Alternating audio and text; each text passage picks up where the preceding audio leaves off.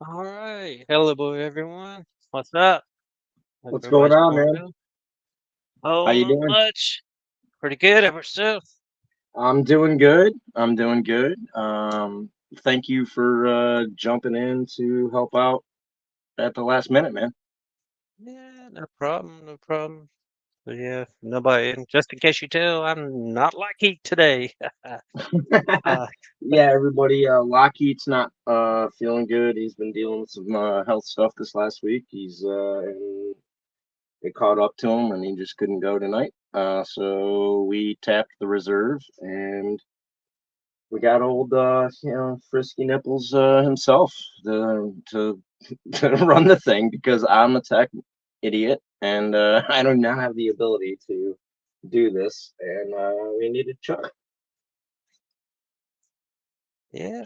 Hey, no problem. No problem. Done it in the past. I'm glad to do it again. So, looking back at the chat, let's see who we got. Well, let's see. Zodi Cat may have been first. Don't know if it cleared. I don't. Let's see. Cucumber. Saying he was first. And Pocket Woman, I don't know if you're in the chat now. 80B, welcome. Yin Yet. Uh, David Romano, Mick D. Poor, Not Too Dead. Who was that? We got G Key Man. Let's see. Of course, Stu. Uh, who we got? Picksmith's in the chat. Hey, Picksmith. Dick Smith. Yeah. Then there's Lock Picking Hippie. I've heard of him. Dude, Rob. Oh, there's somebody. Hey, Rob. How's it going? Didn't see you earlier. Sorry if I didn't put your comment up. Jeff and Things. Let's see who else we got. Jeff and Things. There's Zodi Cat Spy. Ah, there's LockHeat. Hope you're feeling. Yep. Don't be hopping on and spreading that stuff to us. We're good. You keep that to yourself. Yeah. Let's see who else. Noda Bird. Welcome. This may be his first time. Well, welcome. Hope you Know the enjoy. bird, Feel man. like And if you don't know, for those that may not know, there is a link in the description of this video. You are welcome to join us on camera. Just probably need a headset so it doesn't back feed. Anybody wants to join, should be a link there. We can bring you on stage. Uh, let's see. Who's Zeph? I see. Hey, Zeph, how's it going? LPD. Yep, there's John Doe. Mr. Oh, John Doe himself. Hello there, sir. I love your yes. sticker. Yeah, he's a great guy. Hey, if you don't know, he sells lock. By the way, I just placed an order. I hope to see it soon. So That's true, and I won a couple locks from him, and they're fabulous. I loved them. yeah, I haven't gotten into them yet, but I love them. oh yeah, I won one too from him. So I told him to hold it because I knew I was doing an order, so he's gonna throw it in my order box. So that's cool. Thank you, sir, Oh, for nice. doing that. Let's Yeah, I see, we got definitely. somebody just ring in. Oh, wrong one. What's happening? Picksmith. Oh, what's up, my friend? Not too much. How you guys doing? Good, good, good. What Good. have you been up to? Work, life, not a whole lot of picking. This is still Uh, picked from this week of not having picked anything since I took the picture of this one. ah, Oh, Tinny's Kenneth Williams. That thing oh, is a that one. pain in the butt. Well, you said the key word, penny. So let's see. We'll put you on the big. Oh, Let's see. froze. The pretty cruel too. Maybe it's just me. Maybe cutting in and out, or is it just me? it did Nah. for yeah. Okay. Wow, that tip is. Can you?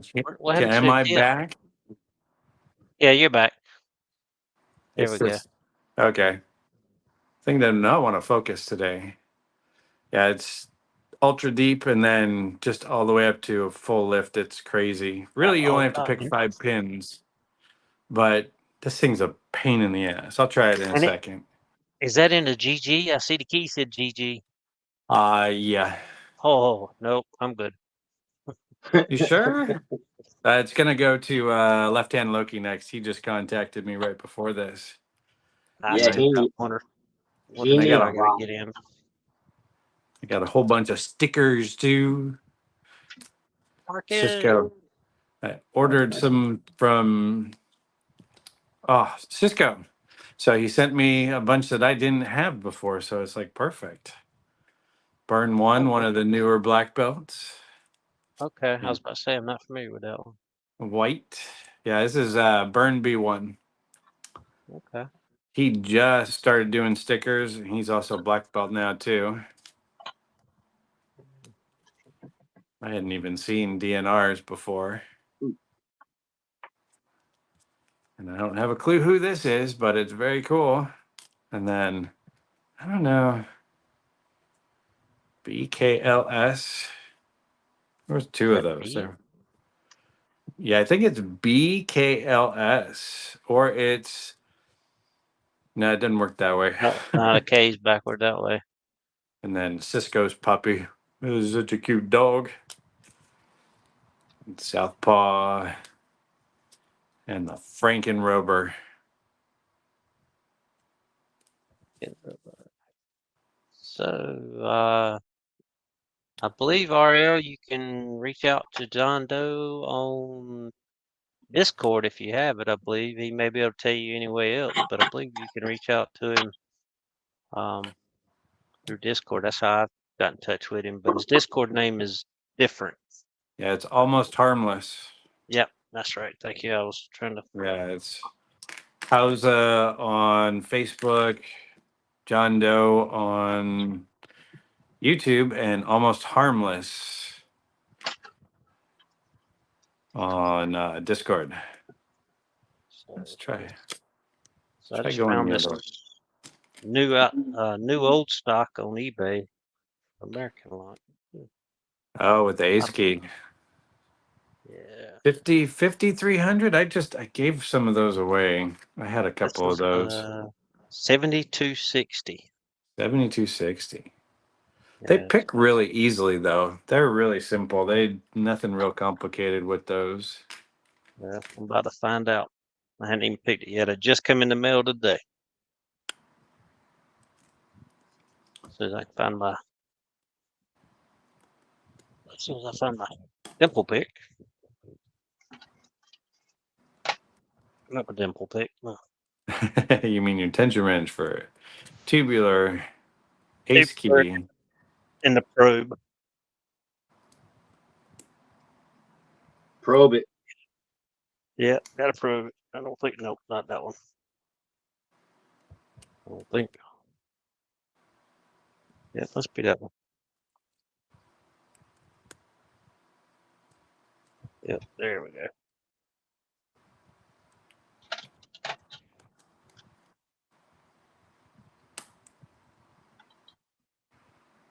Nice. Why do you need more? Good question. So, what everybody in the chat picking?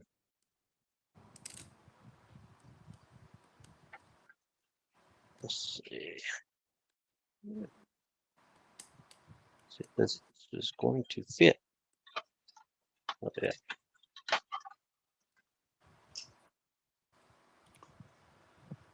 Well, I'm trying to pick a American 5200.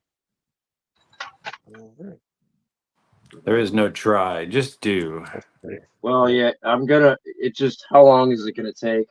It's taking me all day. So, Jack Fox sent this. Thank you, Jack. Wherever you are right now. Working. Okay. Another bird. Yep. Well, anytime you're free to join us on the first or third Saturday for picking time, join in, pick with everybody. Yeah, what's up, Bill the Bird? Yeah, and Loaded Bird, I still hadn't quite figured out that pagoda lock pick. I'll get one every once in a while, but I gotta figure out how to figure out attention, or not attention, but the filling on those picks. So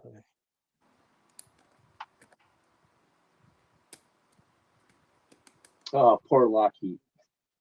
Picking? Question mark. Puking. Oh man, I, puking time. No one's gonna watch that shit. Well, actually, yeah, hopefully not. But maybe it'll get views. well, just just sit in the bathroom beside the toilet and take you a lock in there in between. You can take your mind off of it. Ugh. If my wife catches me in the bathroom throwing up with lock in my hand, she's gonna want to have a discussion with me. That's not the way we all want to go. Yeah, been trying to keep the locks out of the house lately. I understand my little lock my workshop. So I do. Oh, you know what? This thing never wants to pick. I got something to show you guys. I showed yeah, one thing yesterday on or the day before Lady Locks Live. I got this Stanley curved body, been out in the open forever with the original keys on it. It was like lovely. I love old locks, rusted, barely Yeah. wants to open. And today it doesn't want to open. But the one that I really, really like is this one. You may not be able to see what it is that a is. Knox lock? Knox lock? It is. This is a fire department Knox Medico Hey, padlock. I know a And firefighter that would really love that. well, this is only for the key down here in Southern California. So Well, I'm not talking about for the key. I'm talking about just oh, yeah. my flashlight no longer works. The one thing though that I had never seen before, and it's in this, is the pins are actually serrated. I Really? had never seen that Oh yeah. before. You can look in and see that first pin, and it's got lines on it, and it's like, oh no, Well, because that not makes sense because that's the key to the city. Wherever city you're in, you want that lock to be as secure as possible. exactly. So they keep wanting me to carry one at work, and I'm like, I'm not taking responsibility for that Knox box key. And this even has somebody's hand scratching a pin number of some sort, probably just an identifier. This is client happened to have it sitting on a shelf, and it's like, you don't need this. And they took it off of a gate that got taken down, so it was no longer needed, and they just stuck it in their storeroom. And it's like, ooh, I'm gonna take that, yeah, because it actually says fire department Knox, Knox, and yeah. then Medico's underneath the sticker right here, and it's like, it's just beautiful old used lock. Oh Actually, yeah. not that old. I mean, you still buy them. I mean, that we still, You but can nobody can open it but that department. So exactly. Yep, exclusive to them. yeah, we have to go out and open them up for people to put their keys in them for them. Yeah, we have to ask you guys to do that all the time, especially when we have to rekey to a new master key. Well, 9 times out of 10, they don't call us when they do that. We just find out on the next call. It's like, hey, we need keys. And that's I tell them nowadays. It's like we need to also don't forget we need to work with the fire department. And I don't know about you, but here in San Diego, sometimes they want as many as 5 keys for all the different groups that come out. I never realized that here in San Diego, 5 different groups respond to a fire. You've got fire, you've got rescue, hazmat, search and rescue. There was another one too. I forget. It's crazy here, especially in the big buildings downtown. Yeah, I mean, that's what I was going to say. In high-rise buildings, yeah, we want multiple sets because I mean, the way our operations guidelines are, we split up into so many different crews. We got crews going to the fire floor, crews going to the roof, crews that are just running the elevators, um, crews that are stairwell support, not just the people fighting the fire. So everybody needs keys to be able to get into everywhere. Yeah. So, and they always want to buy the smallest one and try to cram all those keys in there. Oh yeah. No, I've had a couple that have been jammed up, and they're like, "We need it open." So you hit it with a dead blow hammer while trying to turn the key. I have the door of a Knox box in my in my shop too. Oh, Oh, I just only, the door. yeah, so it's got the cylinder, Mm-hmm. but I don't know where the rest of the box. I don't know where I got that from. What I say, they're not easy to take. Well, I take that off. The little ones come right off. They're just held on by chains most of the time. If it's that Uh, type of door. no, this is a swing door. Oh, okay. Yeah, they're. I don't know how you got that off, but the little ones, they're aggravating. They just hang by a chain. Oh, I haven't seen those. We usually get the bigger ones out here just because they're either flush mount or surface mounted. Mm-hmm. Well, like I said, they want to buy the cheapest one they can. So Yeah.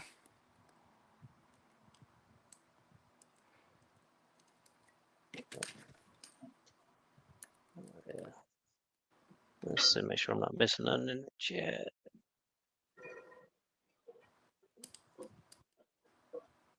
What a loose. Hey, loose. I didn't see you come in. Luce is Oh, in the house. yeah. I Challenge ball. apologize. Oh, yep. Thanks, Cucumber. Zeph. Yeah, don't forget to leave a like on the video. Let's see, if you're not subscribed, please subscribe. Let's see. Okay, Nola, welcome, Nola. All right, let's see. How many regular lives are there? There's quite a few, I believe. It's been My several going feet on 2 at a from time the lately. Let's see. Chat. Oh yeah, yep. I love some Rob Longs. They're pretty much indestructible there, John Doe. Yeah, and Rob in the chat. I love them. Let's see.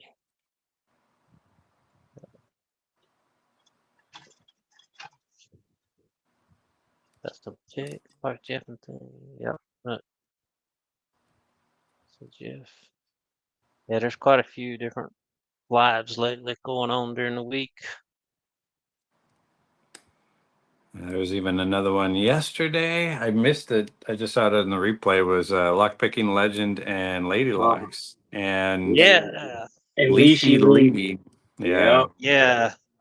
And Leashy Lee, was that to keep his I heard the very end where I kind of had to go in and out, but was that just to keep whoever it was' identity I hidden? I don't know, but from how many he had, I would suspect he's a locksmith. Oh, I thought one time at the beginning he said he just did it for fun. Yeah, he did Hmm. say early on. He said he wasn't a locksmith. Oh, Like okay. sometime in the first hour, but the amount, like you're right though, the amount he had and the detail of his knowledge. I mean, he is. You know what I mean? Like so. Even if he isn't. Exactly. Maybe oversetting a pin or something. Are these tapered in here? Like Picksmith? Usually. So, I mean, with the heavy tension, you usually can't overset those, but it's just go in and poke and go in and poke and go in and poke. Yeah. I think I overset one or two.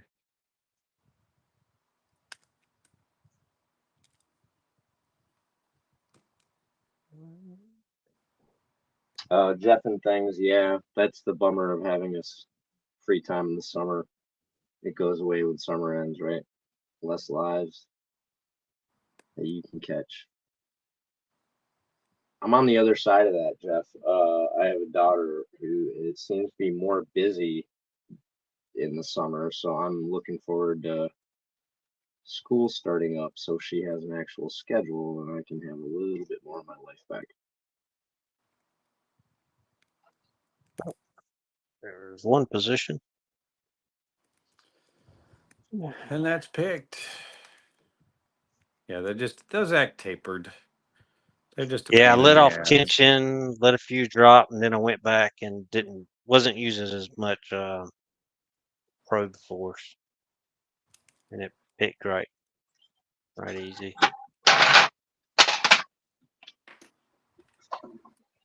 Oh, Nola got that one of those Primuses picked from you, Picksmith. One of the just random ones. No, I think it was one of the harder ones with a little diamond on it. I didn't. Well, that would just be an Everest. I didn't send any Everest Primus. Or whatever.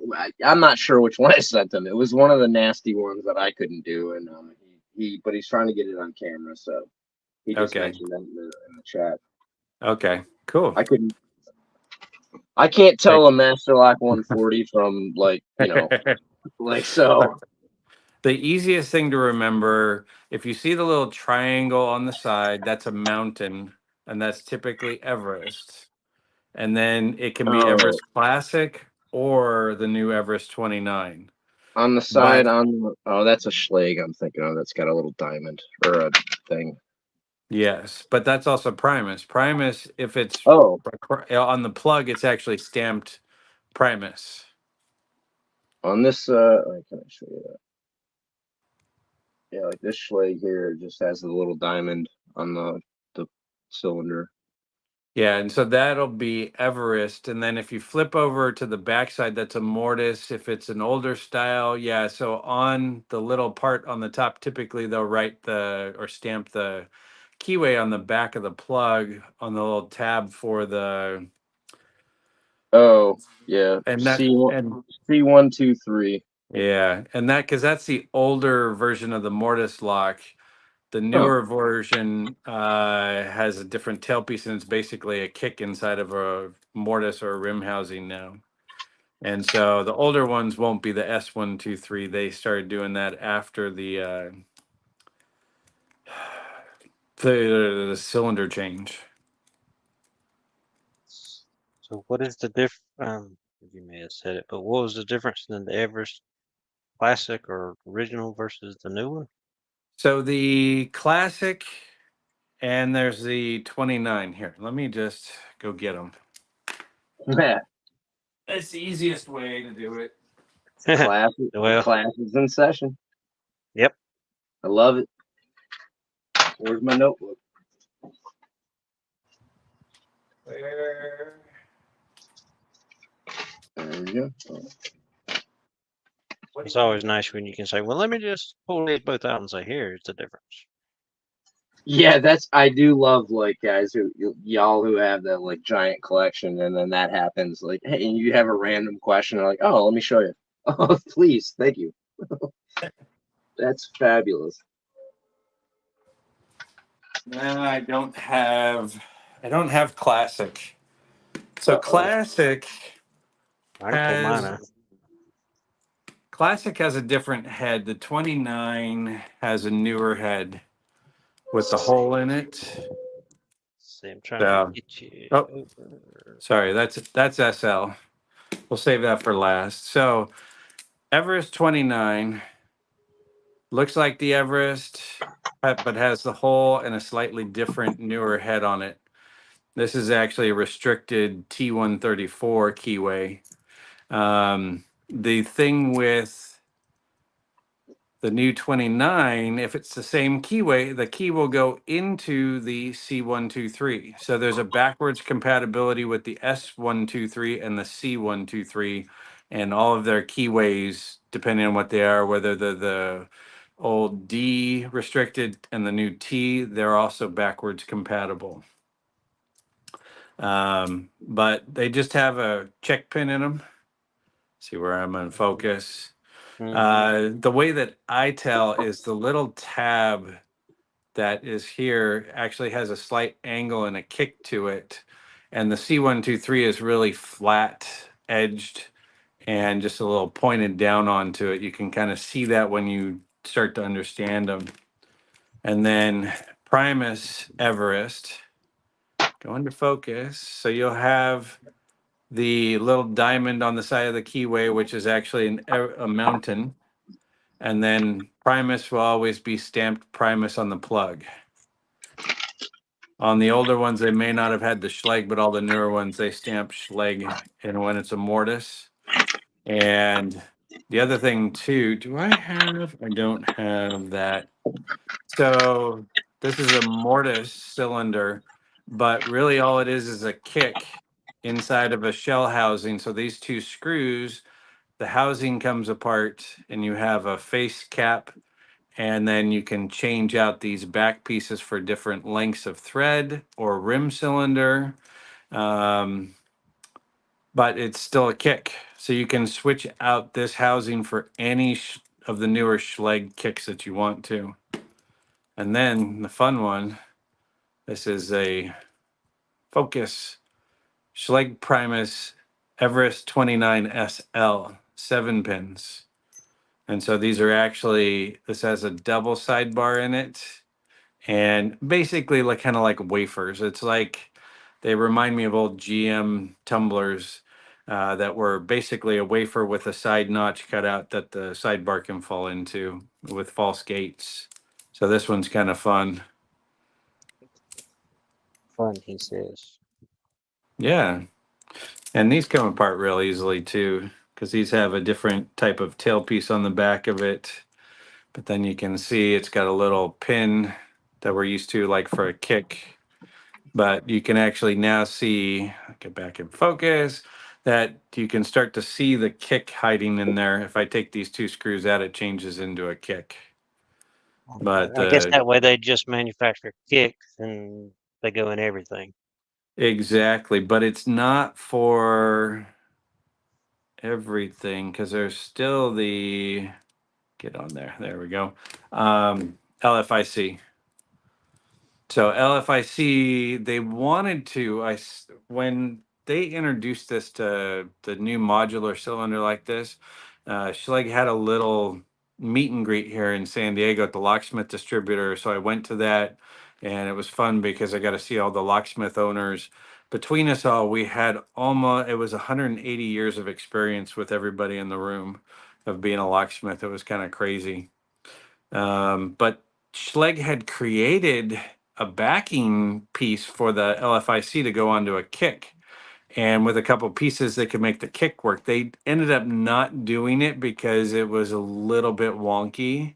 So the LFIC and the kick are the two cylinders that they're making nowadays. And the kick goes with all the modular for every other type of cylinder they have.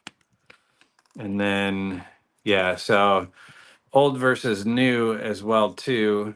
When we see a tailpiece with one or two screws on the back side of it, this is the old version, and then the new version has this kind of cap that has different numbers on the back. It says 1/8 inch, 3/8, and 5/8 for, that means this tailpiece works with the 1 1/8, 3/8, and 5/8 back piece, the threaded piece. So it works with that, and it has different extensions that come with it. You can get this up to a 2-inch cylinder.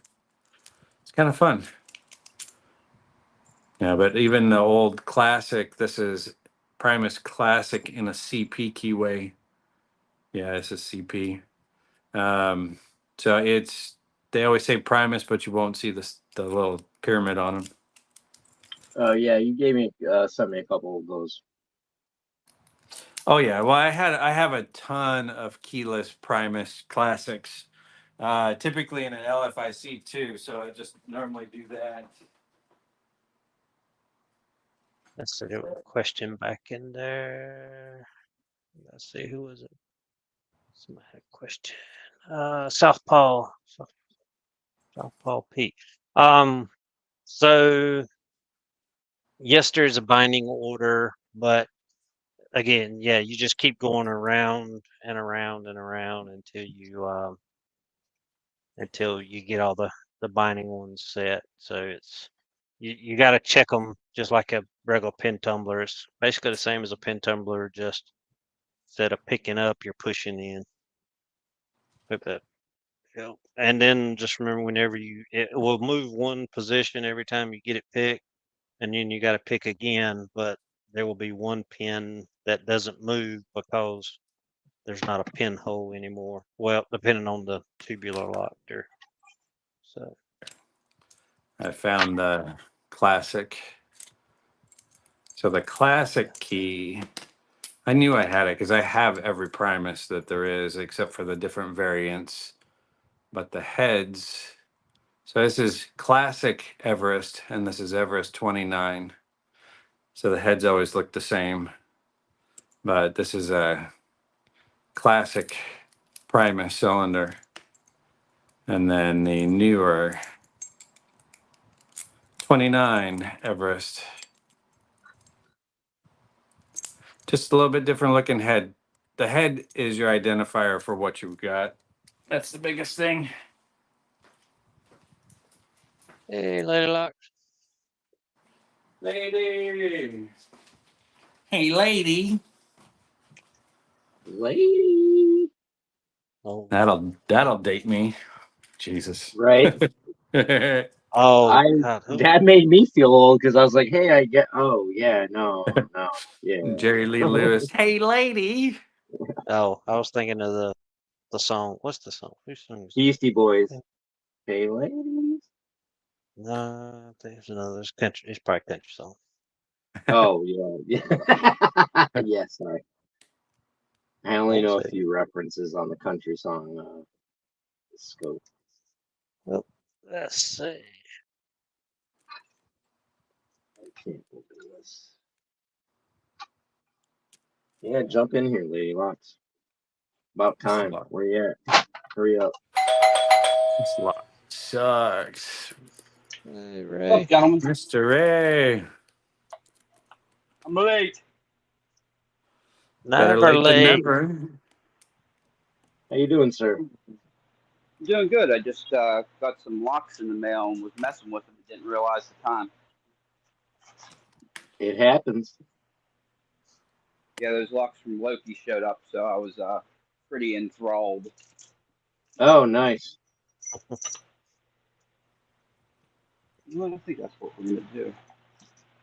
What did Loki send you? It is a Securemi K22, a Caba Quattro, a Ruco 500, and an ERA. The 500s are fun with the sleeves, if it's the sleeved version. It is the sleeve version. Get your float on. You have It's, got to float that one.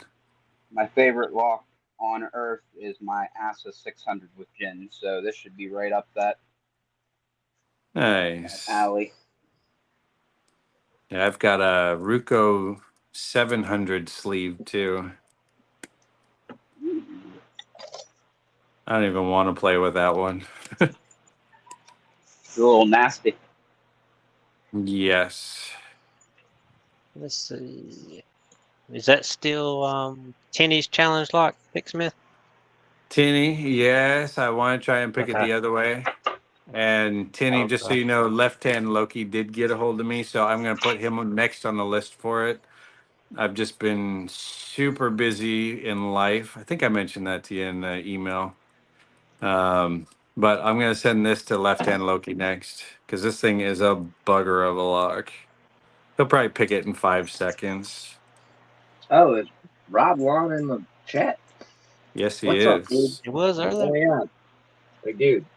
I absolutely love your picks. I Those love are it. those are some that I need to get. I just haven't been making, and I don't buy picks unless they're production picks. Yeah. Well, if I had the money, I'd be up contacting Rob a lot, and then I'd be bothering him to try to make some rakes. So he'd probably be annoyed with me. So, but hey, Rob, I love your picks. Now, if you're buying anybody else, I mean, if you were buying, I'd make a rake for you. But it's like I just don't understand why you'd want a rake when there's so many others. Customs doesn't make sense to make them into rakes. Well, honestly, the strength of his God, his stuff is so strong. That's why I'd want to do it, and because I bust stuff, man. Like so, it's nice. Just Like I just got Jimmy Long's rake, and I freaking love it, man. It's just crazy nice. And then Southern's making a custom set for me, so I'm really waiting for that right now. nice. Rob, I think, just is using 301 high yield. I don't think he buys from LLT or Moki, but I don't know where he's getting it from. Yeah, But well, that's the thing. Is not all 301's not the same, man. Like, at the end of the day. So whatever his source is, or whatever whatever. I can't seem to bend his picks. So I'm a fan of him. you're not trying hard enough. Oh, I'll take that as a challenge. No, don't bend customs. I've been Jimmy Longs all the time.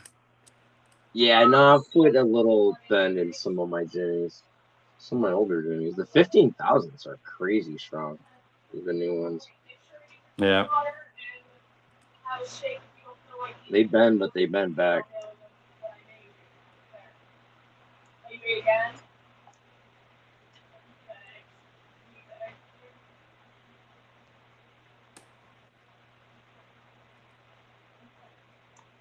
Oh, Tinny, this one sucks picking the other way.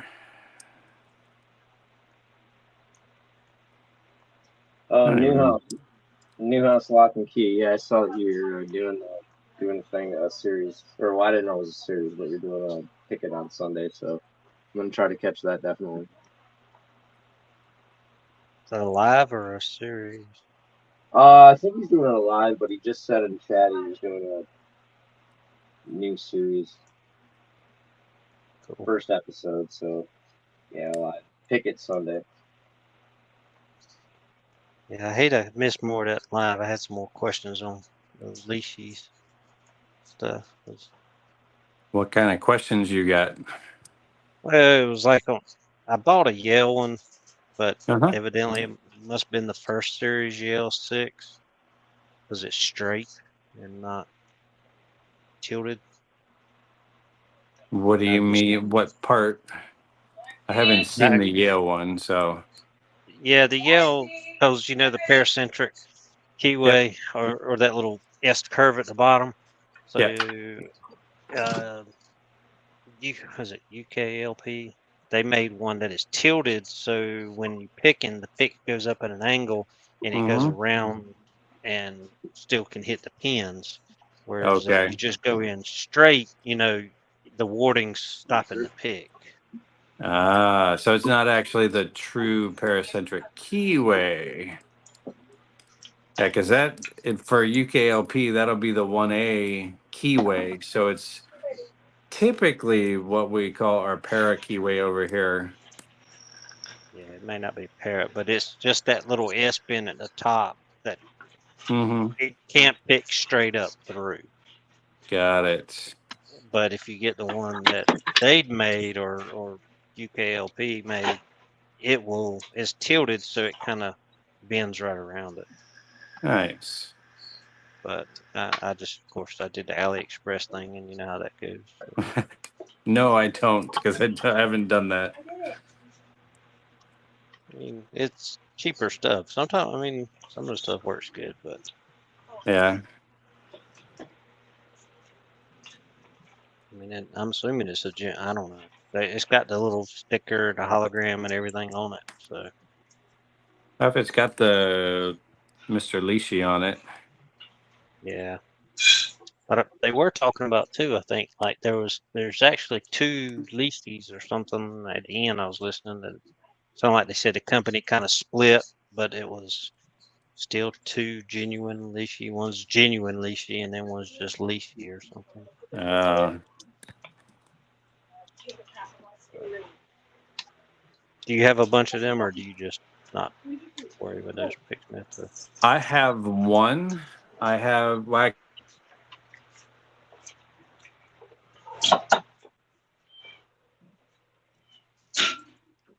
Uh-oh. We went Good black. question. I was like, wait, what? He had one and And that was his final statement. I have one. That's it. That's all I have to say about it. Okay. Mic drop. Oh. All right, I got a question Oh, for somebody more knowledgeable than me. He feels strongly about it. Now, it was nice to like even just hear about that Leashy episode. I guess it's on the I don't know if it was the Yale or the Schlag, I think. The Schlage.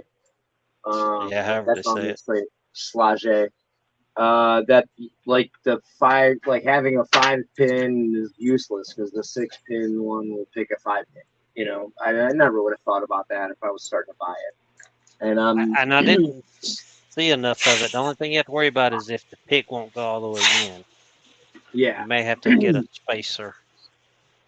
Oh, I didn't even know there was a spacer kind of like option. So that's kind of cool too.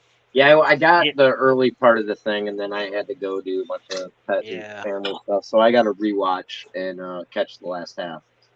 Well, it's just some things that some people come out with the 3D print for like the KW1s and the SC1s, or the KW5s and the SC4s, so you could pick 5 pins and the things would line up better. Mm. So just, I think P-Dub's got one.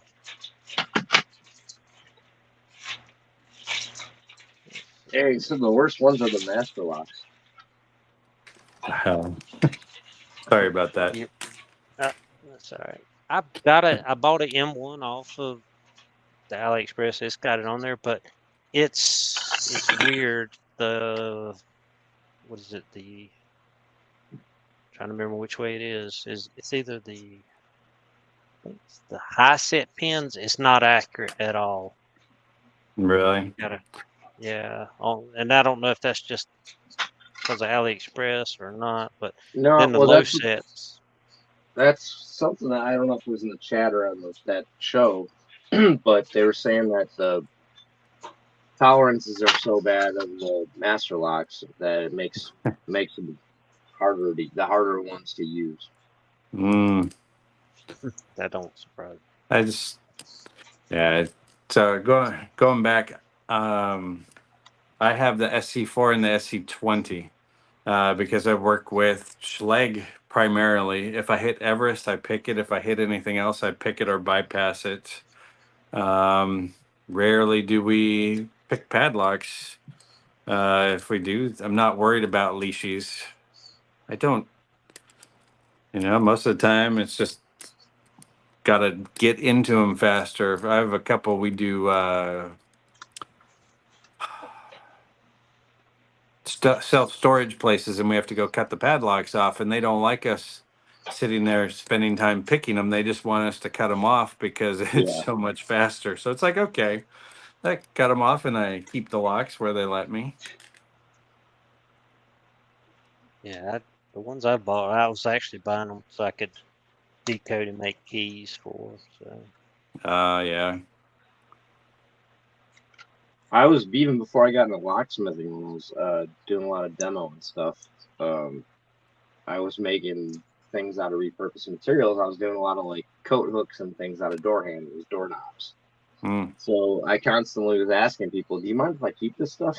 Like, so they're like, "Yeah, why do you want it?" I'm gonna make something out of it. So now it's gonna be words. I just tell them I'm going to give them to new pickers. Tell them about the sport, and every once in a while somebody's interested, but most of the time they're like, "Really? That just sounds like weird." Yeah, The usual people. yeah, that's I run like doing kind of like meet and greets and doing the dinner for the vets, and some and going out in public with handcuffs and locks and things like that. So I'm talking to a lot of people, and I'd say about every 20th person seems very concerned about what we do. Yeah. So I'm getting my my speech down to kind of like calm, like ease people's worries and things like that a lot better because I'm doing it a lot, now. So Yep. And me being a smith, it makes it a little bit easier. Because people go like, "Oh, okay, you already pick locks for a living." yeah, well, and I say like I'm trying to like get to where you are, to some degree. I'm like an amateur learning whatever. If I use the word locksmith, it does kind of calm the waters. Yeah. And then because I'm, I do the handcuffs and things like that. I tell people I was a magician. I do escapes. That helps calm the waters a little too. But then they kind of pay attention to the fact that, well, you're teaching other people to do it, right? I'm like, yeah, I am. It's good for hand-eye coordination as you get old. That's why I'm in it. 51. Yeah.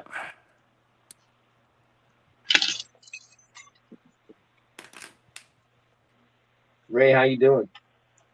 I'm doing good. I'm just messing with this. I actually wanted to ask somebody.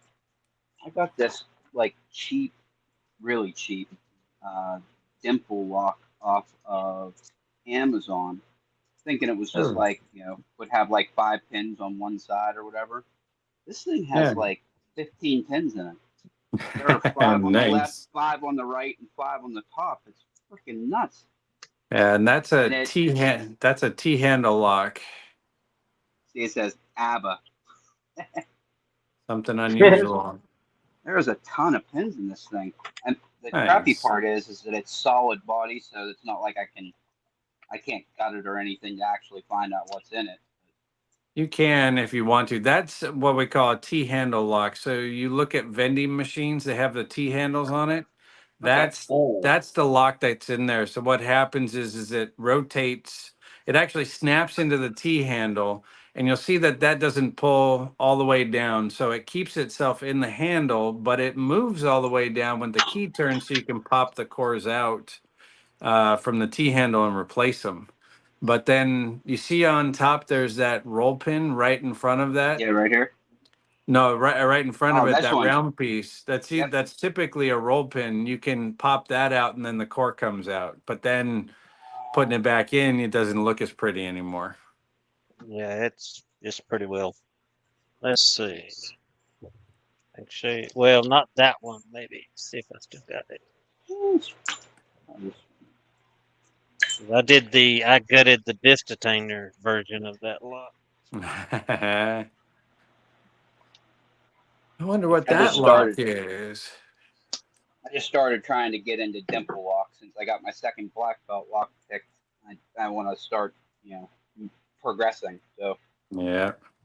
what I And get, I got a those are high pin V. counts. Yeah, I got a V18, a D9, a Miwa U9, another V18, The Secure U Emmy. the U9 is not a dimple. It's a lever lock, just Yeah, so it's a you know. lever lock. Yep, it's a black Yeah. belt lever lock. I got it in a package with this one. The guy had the V18, so I just bought them both. Nice. Yeah, the that's the one that I picked as my second lock was the U9. That thing is a monster of a lock. I've got a really crappy dimple Loto lock, but mini, easy to pick Loto lock. And then I've got this dimple thing and an Avis, I don't know, P6 or A6 or something like that. Way beyond what I can do with a dimple. I need something in between really easy and these damn locks. The So there's a bunch, but they're typically from Europe. But we see them here in the States. They make a 5 or a 6 pin, kind of like what we consider a standard dimple lock. So it's like a Euro, but Okay. it's just a regular pin tumbler where the keys turn sideways. Another fun one that's the first high pin one that I can pick is the Clavis 10. It's a small 10 pin with spools in it, which is really kind of a fun lock to pick. Clavis with the K. No, with a C, Clavis, Clavis 10. Sometimes you'll find them on the bazaar. People have them for sale. Yeah, I'll look for them. Those are fun and easy. And then the MTLs, the multi-lock, not the guard. The guard is a safe lock. I'm on a 7x7. Well, that's a MTL. So they've got the interactive, the 7x7, the MT5 Plus. something else. I'm not super familiar with MTLs, multi-locks, but I have a couple of the interactives. I've got the purple and the brown. What else is there? Then you get into the HPC where like the Clavis 10 starts with it, what Ray was showing. Anything that becomes more than 6, 7, 8 pins becomes high pin count, but then you can get to the Kaba 8, which is in a high pin format where the pins are on the sides. The Kaba Gemini, the Sergeant Kesso. Was trying to run off in my head there, and then I have another one that I got from Dig. What is it? It's an Abus where the pins actually touch inside the lock. It's ugly. Oh, I saw someone do a video about that. Yeah. I wish I could remember who. Yeah, they were talking about how the difference of picking that is. Yeah. Like you pick one against the other in some way, and then yeah, it was. Oh man, I wish I could remember that. It was like awesome to watch. Like I'd never seen anything like that before. I also have a Miwa Kaba. I forget what they call it. A lot of fun stuff. Let's see. Oh, Tinny, this lock is going to be camera shy. Not too dead. I just got your sticker. Oh, And he's gone. Oh, he's having. I think he's having camera issues. He was trying to get it all. I brought him on. I thought maybe he was ready. Okay. We're going to pause this. Oh, Mr. Not Too Dead. Are we showing Not Too Dead stickers? I just happen to have one. That's my boy. My camera does not want to show things, so we're going to move it up a little bit. Let's try.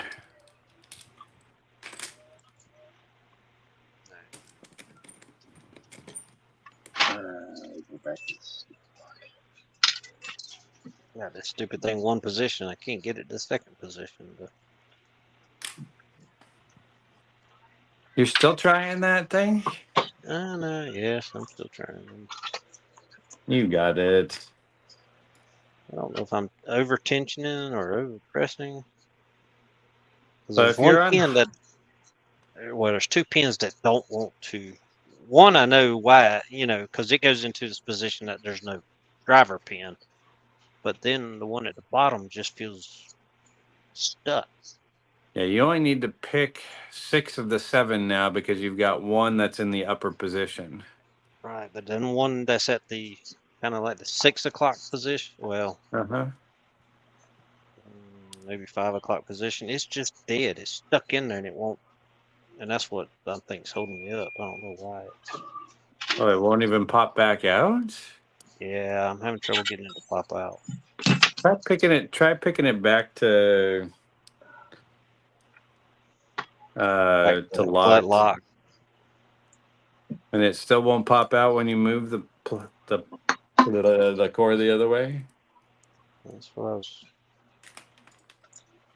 If it's out, it is. John Dow wants to dance. Uh-oh. Wants to dance. He said, Yeah, okay, which guys, one let's dance. I don't know, but that seems like with John Dow, everyone needs to pay attention right now. Yeah, because he always gives away stuff and I never win it because I can't log in and put in hashtags too. Well, he's cryptic as well. Sometimes he just drops a subtle little thing if you're not paying attention. Yeah, exactly. It's what was it the other day of name 3 locks that were not padlocks that start with a Z? Really? Yeah. Seriously? No is. Oh, who knows who invented the dimple locks? Not a clue. Don't Google. This is some real stuff, man. I have no idea. Bob Smith is my guess. I'm gonna go with Kaba. Kaba was the initiator of it. I know it was in Europe. We'll say Dom. I just got my. Speaking of Loki locks, I got my first Dom RN 333, I think, or something like that. I'm sorry. Maybe that's the wrong designation. It's a Dom. I can show it to you. They're fun to pick. I have one of the S ones with the rattlesnakes. Oh, Yeah, Yes. I don't want that one yet. Haley, I don't want that one. You got one? Who said they had Pigsmith? Was that you? You had one Yeah. with rattlesnakes? Yeah. Oh, Wait, they make it with that? Yeah. yeah. They're the initiators of the floating wafer pin. We call it a rattlesnake. Oh, okay. I've I'll been go trying tear to it. find one. I'll tear it apart for you if you want. You can I see love what things torn back to. apart. Like, I'll I've been tear it trying to apart. find one. It's got a big that's S on nuts. the front of it, typically. When did they start doing that? Oh, I have no idea. They don't do it anymore, right?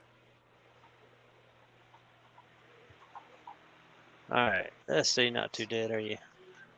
We got you straight. Let's see. Still kicking. You ready, man?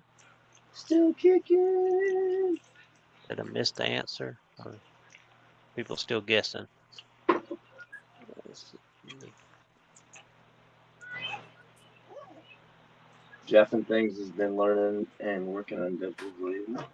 Oh, then you're gonna get them, Jeff, because you're a determined man. You get things done.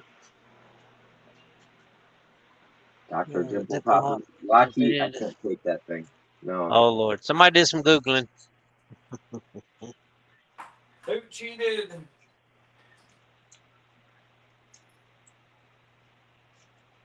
DEW said the dimple locks were invented in Germany by engineering Mr. Bohr and Mr. Molden. If it's lock related, I can see it starting in Germany. And then LPD said Abraham O. Stansberry Googled it. So, and then we got, John Dow says Cygnus Yale Jr. Oh, it was by Yale. That's some Yale family stuff, man.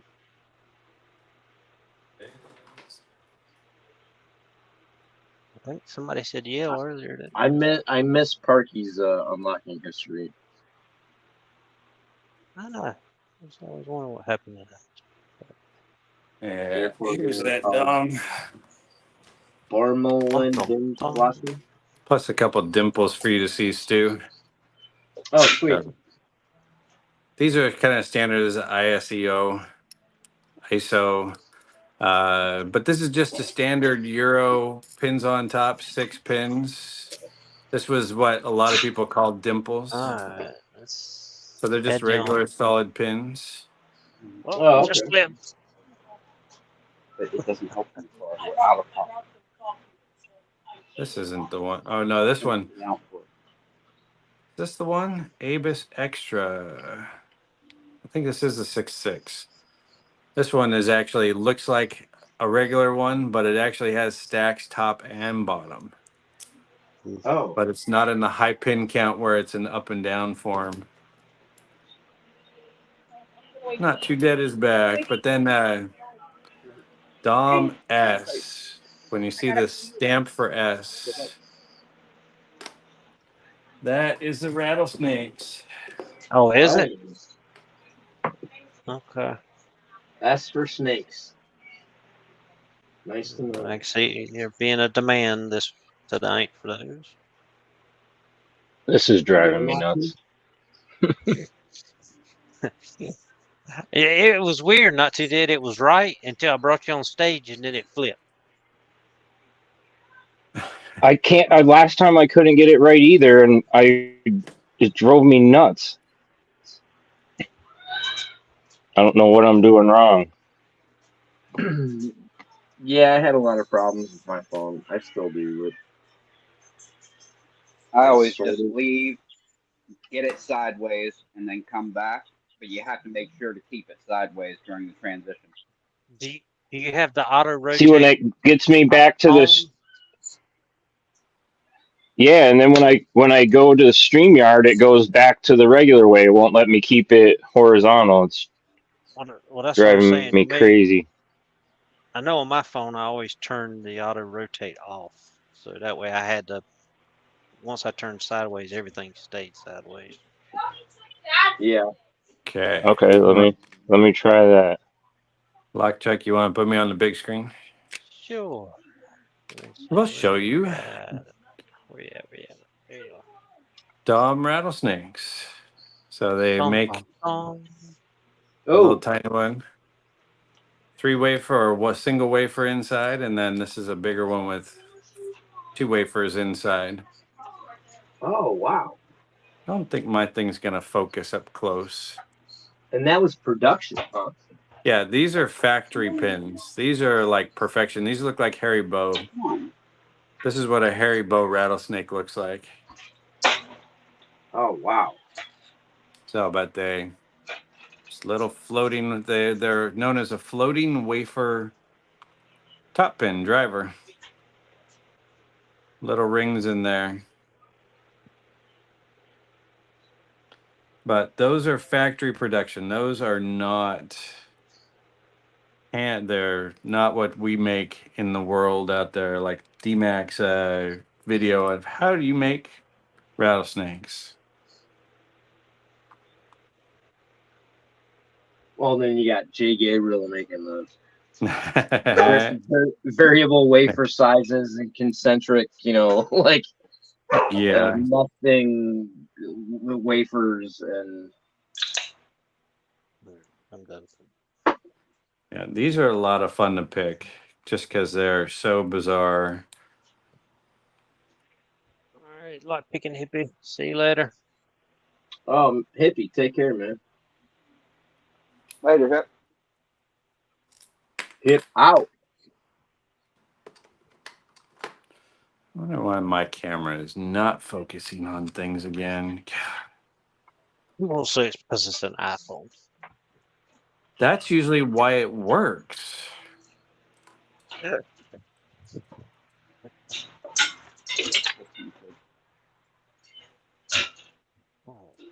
Don't you love it when you set out a bunch of locks you were going to work on, and now I can't figure out what to put them? Oh, every lock I had in my reach, I was like, "You're not gonna open. You're not gonna open. You're not gonna open." Like it's just Uh, I'm not setting myself up for disappointment today. Pick the easy ones. Yeah, that I'll reach that frustration point. Don't worry. Or the handcuffs will start going on my wrists. Is that a threat or a promise? Every live I've been on for the past couple weeks has devolved into handcuffs, so probably a promise. Let's see.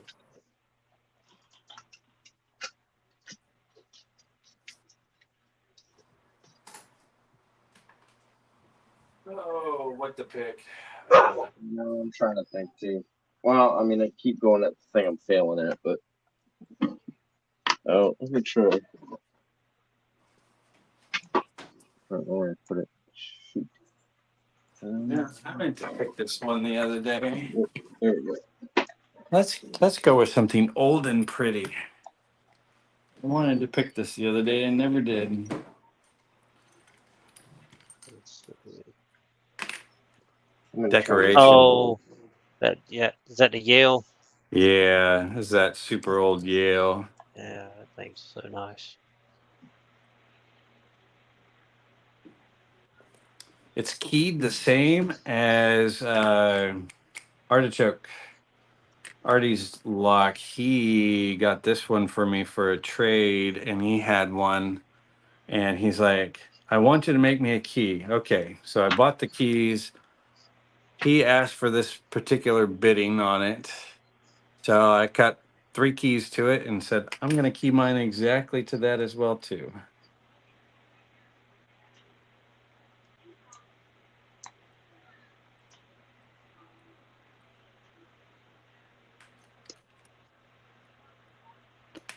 All right, so where is the high hook?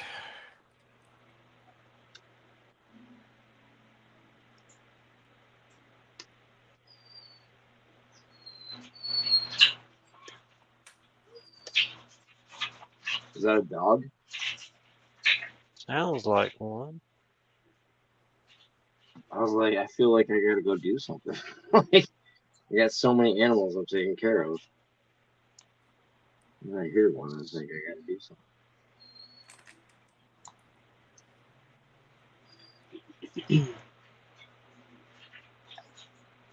I think we're almost there. Get it, Ray. Come on, man. Someone's got to get an open. Is anyone open anything today? Does anybody pick the lock today? I'm trying to think if I picked anything earlier. No, I've been fighting that 5,200 and one rough American and 1,100 challenge lock all day. That is from Mr. Freediver. Or, yeah. Oh, we're open. Freediver There we 72, right? I'll take it. Oh, you got it? Yeah. Nice. It's crazy. This used to be like my nemesis lock, but like now this Goal Z is like it's my baby. I need an open lock. That's just wrong. That is wrong Yeah, on that- so that many does levels. that does sound messed up, Ray. Like, I don't know. I'm never going to utter that sentence in my life. Yeah, I don't like Golzies. Lady Lock sent me hers. I got the 4 pins and went, no, I just don't have time to learn this lock. See, I took it, I gutted it, I put in 2 pins, got it open, put in 3 pins, got it open, and said, screw this, pinned it back up, and just went for it. Nice. Well, that is good. I find that as long as you don't try and over pick it, you can kind of get it. You doing shout outs there, Lock Truck? Yeah, I was just kind of waiting for. Let's There do we that go. then. All right, so first shout out. Oh Lord, somebody's gonna have to pronounce that one. Wolfgang, I can get the first name. Grogjig. Grojig? Yep. Only 30 subscribers. He's got 19 videos. Let's see if we can show him a little community support and love. Let's see. Who's next? West Lock Picking. Got 142 subscribers, 37 videos. Hadn't been on for a while, looks like 1 year ago. Let's see if we can get him back motivated to make some more videos. Nice. And then we have, sorry, I got to remember which computer I'm on. Here, let's see, Papa Smurf. Oh, yeah. Has 200 subscribers, 71 videos, and looks like he hadn't been making a video for some time. But He makes a good challenge lock and lock picks. I was looking at that right there. That profile kind of looks. That little finger cut looks familiar. Yep. The links are in the description, so feel free to go check those 3 shout outs out in the description. All right.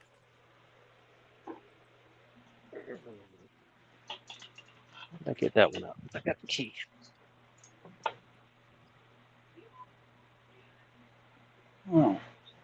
I'll throw out Bard Thief at Bard Thief. That's one I just jumped on. He had like 7 subscribers when I jumped on him. Not Too Dead beat me on him last Who's week. that? Bard Thief, just some picker, another picker. Someone, and then man, there was another one I wanted to mention. I can't remember.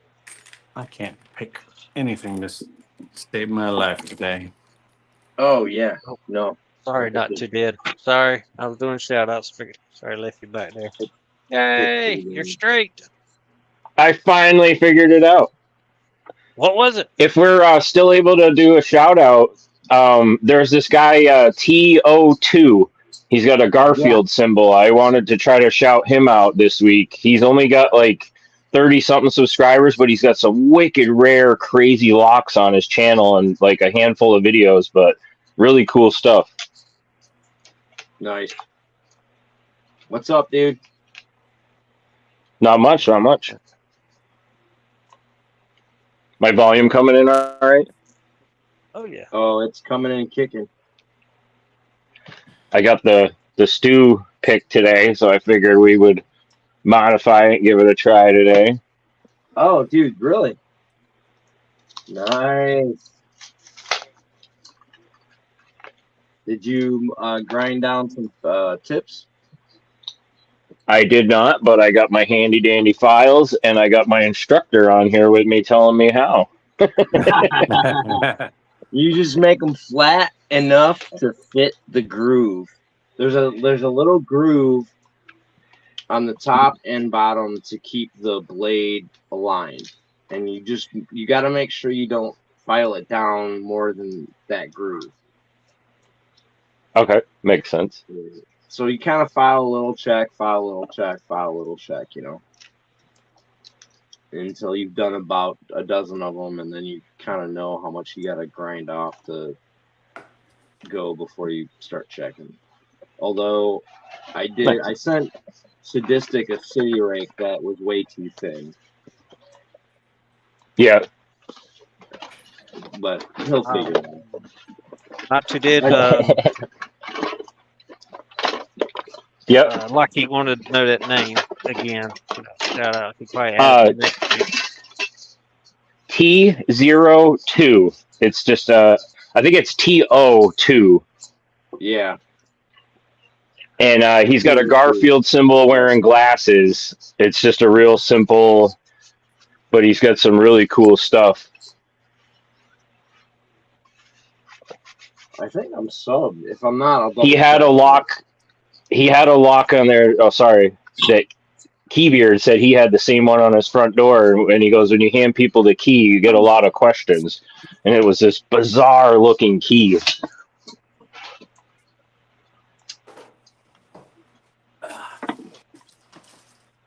Okay.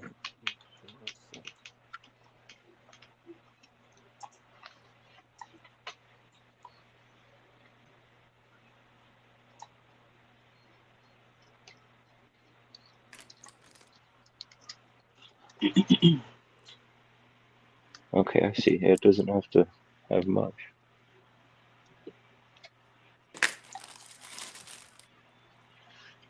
Oh, yeah. That type of keyway. You just coordinated intensity right there. Everyone just focused at the same moment. It got really intense. Leave it to Stu to be the guy ADHD and was like, "Hey, what are we going to do now?" We did that for Thanks, 5 LockHeat, for.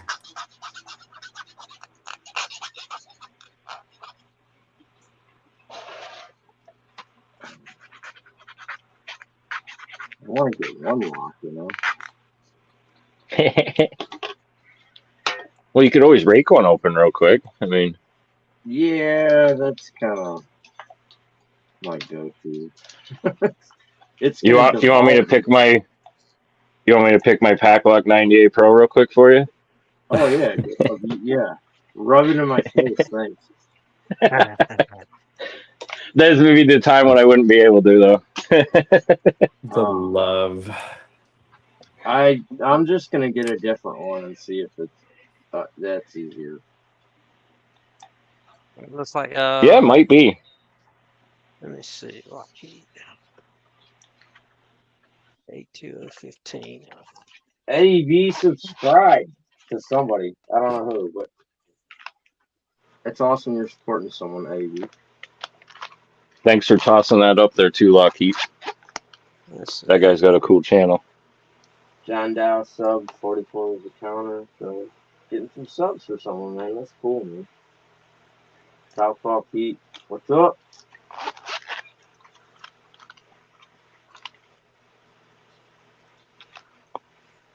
That's I got to get person. you over this lock too, Picksmith. Which lock is that? Oh yeah.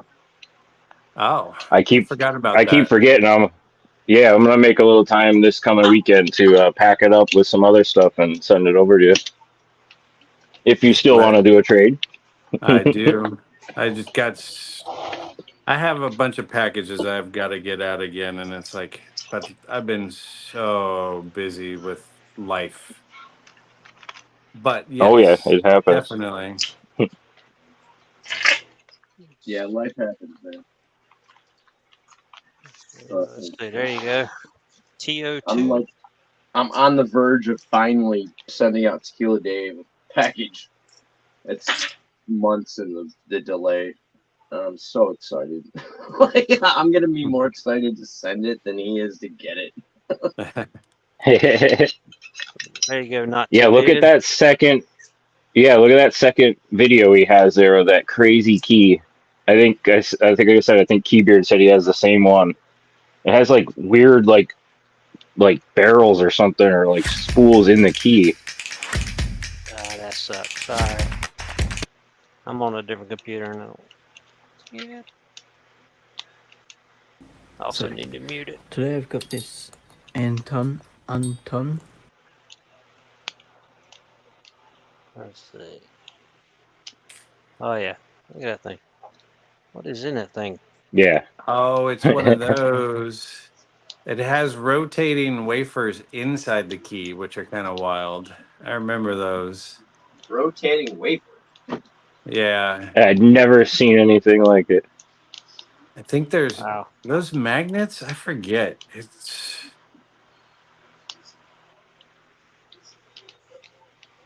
Hmm. but that Oh, just there's pack. a key like that that has these rotating, floating rings inside of it, and those are actually the things that make it turn.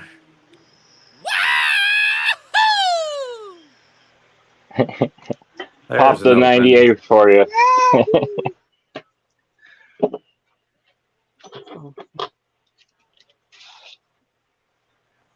All right, now we're getting back to filing. Yes. Maybe.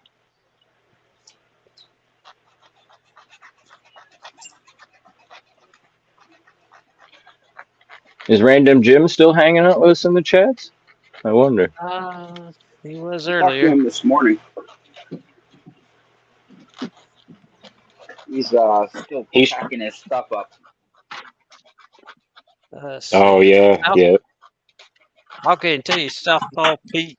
Pirate shipping is. I mean, it saves you about $1.50 to $2 per shipment.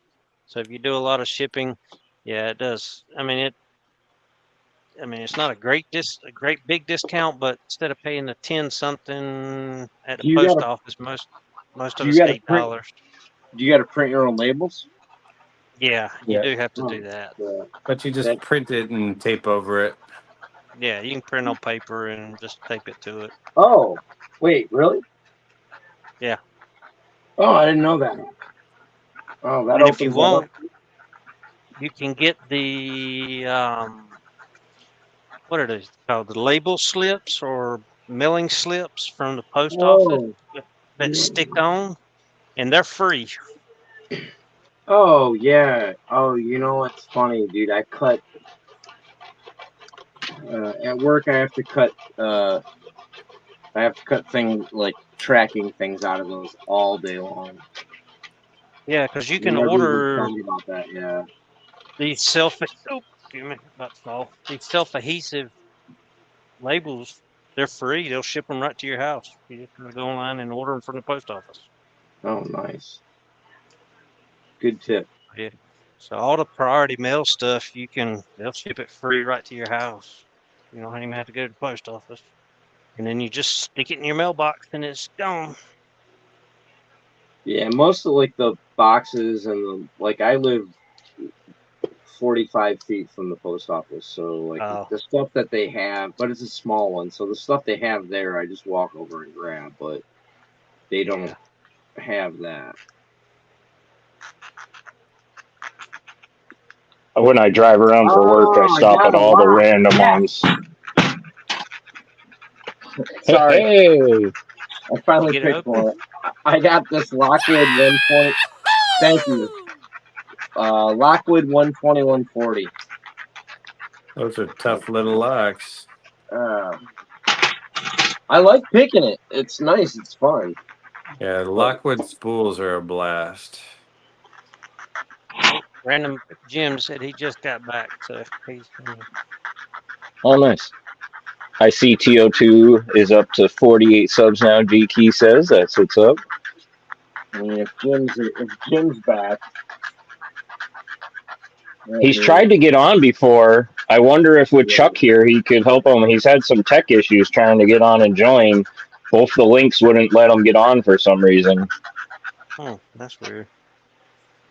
Yeah, he had something he was thinking, but I didn't understand it because I don't understand that stuff. My light over here stuff.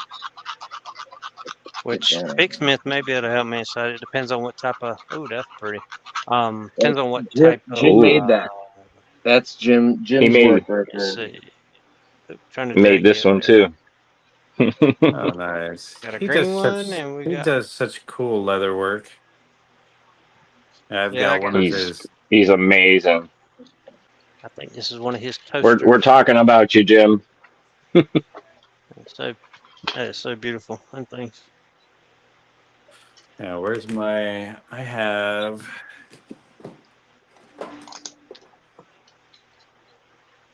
One of the pinning trays. I love that sticker. Not too dead. Oh, that's beautiful. Yeah, mine. He sent two, but I sent one to Bandito Brandino.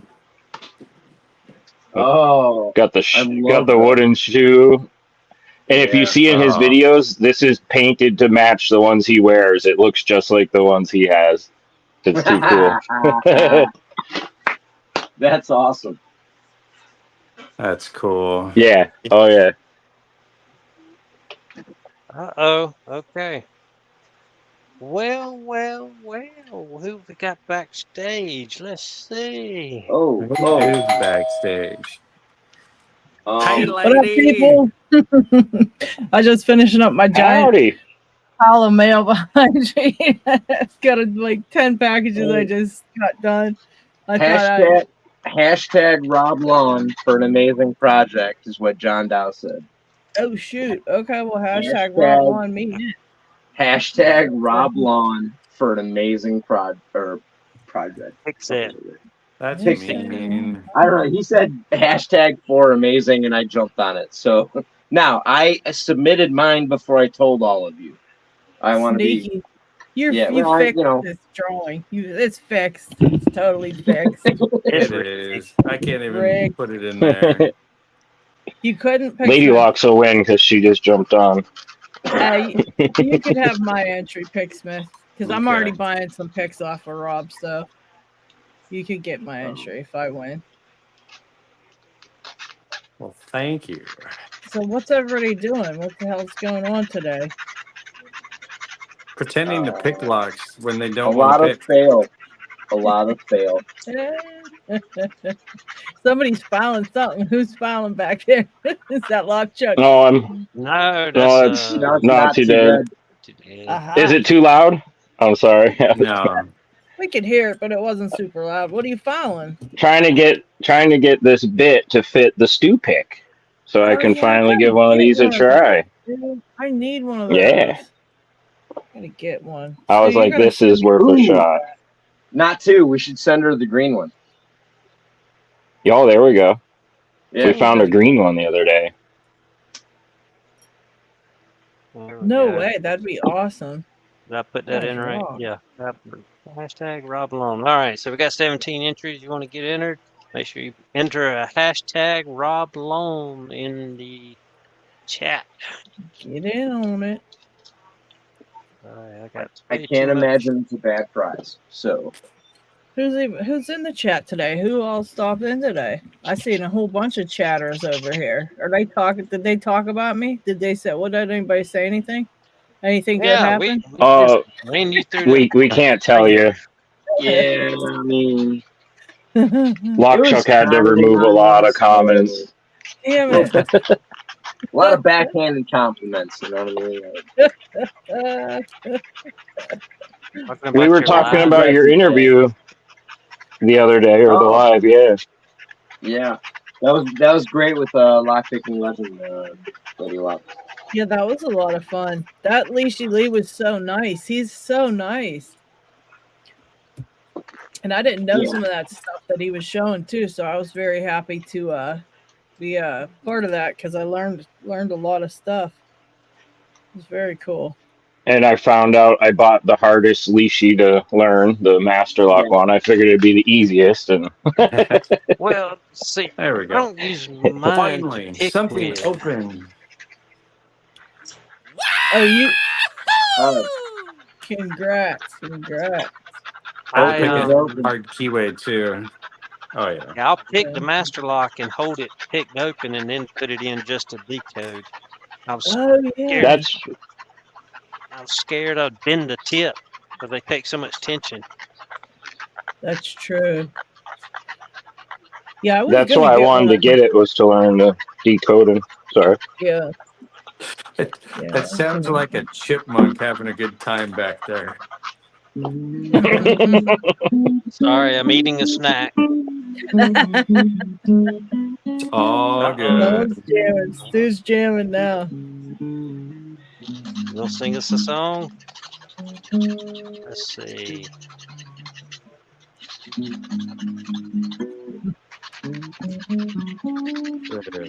Eight. Are you using a McD pour pick?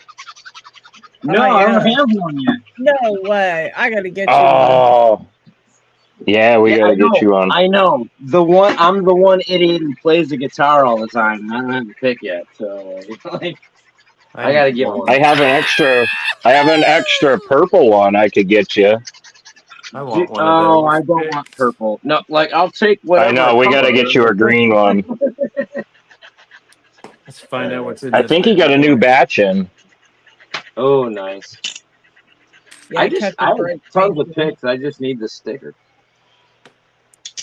To say that it was just a regular backstabbing and gossiping about me, then that's all right. That's okay.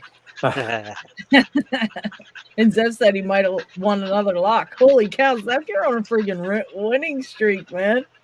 Lockchuck donated you his sticker pack, so that's in the pile behind me too. Your sticker pack. Dude, Zeph hooked me up with some lotto numbers. You know what I'm saying? Like, that's good. There you go, hey, Stu. And Jeff says someday you on the guitar and him on the bass. Oh, That'd be pretty cool. like we were talking about trying to like get pickers together for a little jam session, dude. I'm down anytime. Don't forget about McDonald Poor. He can jam too. Like way good compared to me. He's an actual. I'll clank some guitarist. spoons together for you guys. I can Dude, break out my guitar and pretend to play. I'll send you a rhythm. Send you a rhythm aid. Not too bad. There we go. Millie McNilly or something and lip sync. LockHeat's the drummer, he said. It's like for there we me, go. if you know Twinkle Little Star, that's about it, or Blackbird. That's two songs I kind of know. Pixman's gonna rock out the Twinkle Twinkle Little Star. It's gonna be a good show. So we got 21 entries, 27 people watching, plus all the double screens probably. So give it just a few more seconds, and then I'm gonna click the draw button. Yeah, guys, there's literally no reason every single person shouldn't have typed that hashtag in unless you're on camera and can't do it. But everybody else better have typed that in there. Get some I prizes. mean, I'm on the other side of the fence, Lady Lock. Everybody like if only I enter, then I win. So everybody don't worry. Give me better odds. No, enter. Right. Get ready with the special hashtag, Stu, and I'll change it right before I draw. Right? Try that. Change. Hey, Dana. Change it to SeeStuDo. And for my next trick. All right, I hadn't seen anybody else click it. Let me see if I can get to the right screen and not screw this up. Let's see here. Oh, 22. Somebody just. Oh, Dana got in just in time. Oh, I like that. Okay, LockHeat said all in. All All in. in. All right. Let's see. I'm trying to find my. Oh, there we go.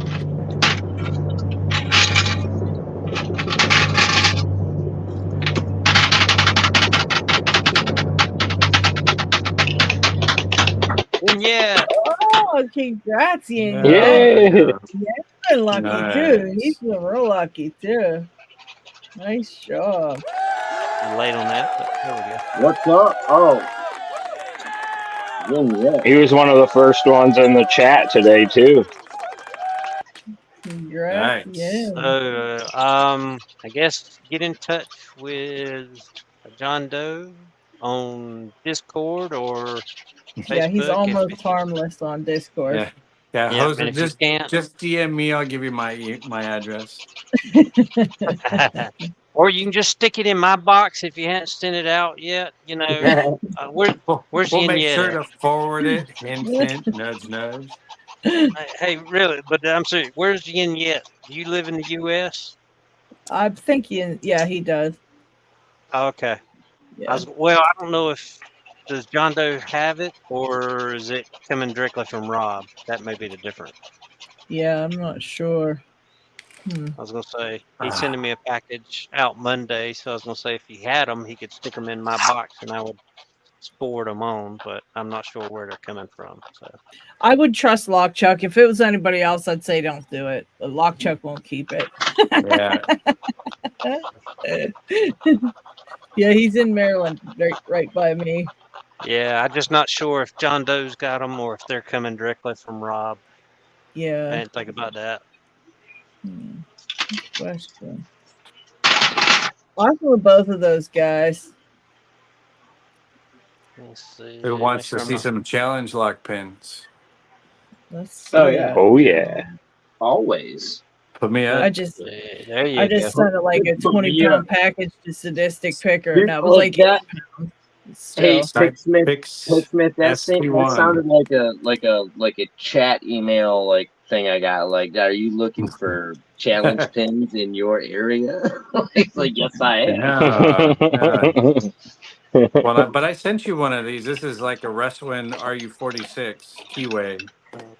Oh yeah, Pain in the ass. Let's see what's yeah. in focus. That's in focus. That was pretty good, yeah. Serrated, nice spool, a little gin type thing, step Oh Lord. spool, taper, and just a little nightmare fun thing. Nightmare So fun thing. it's interesting too because this is just a taper, though it looks dirty, but everything in the plug, he just tapered everything, or not tapered everything, threaded everything. Mine is going blank today. So some of these pins don't work with this. So it's like interesting, but he did it all. Came out nice. There's a lot of pain in the butt to pick, especially because of that keyway. And the Maybe it's finish just is to be very kind of nice. tricky. Or you don't feel it on certain pins, right? If it's threaded, like, you'd probably still feel a little bit, right? Like if it was just a tapered and a threaded chamber. No, you really wouldn't because the taper is a smooth, so it's only going to hit the high ridges. Oh So yeah. it would have to be serrated, or a thin lip spool would catch in that stuff. Yeah. Or this number 3 is like a gin, reduced diameter gin. That would, once you get it up high enough and start playing with it, the step spool would if you pushed it up high enough. And this very 1 in 6 is kind of like a rounded edge, so it's not really going to catch and hold in it. So, Yeah. a little bit of countermilling would have been a little bit nicer. But this was Side Picks SP1. Nice. I think LockCheck sent it to me because he's the last picker who had it. And he said, yes, he did pick it. Oh, you know what? That might have been in the package I sent you too, because I sent a couple of that I didn't pick that I think LockChuck sent to me. So if it wasn't from me or LockChuck, it was from me. It was one of us sent them on.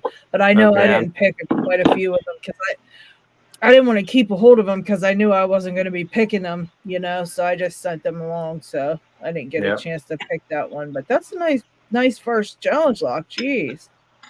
Yes. There's been some real nice first challenge locks lately. And then how about Pete? Did you hear Pete Dubs' first one's lost in the mail? No. Yeah, That's a bummer. Yeah, she worked on that thing for like a month or probably longer, who knows, but she worked on it for a good bit and she did such a nice job. And yeah, the freaking thing's lost in the mail somewhere. They said it, she was mailing it to LPD, I think it was. Yeah. And it got stuck in like Amsterdam or something to some random place, and they just won't even give them guys any info on it or anything. Like, it's so rude. Oh, that sucks.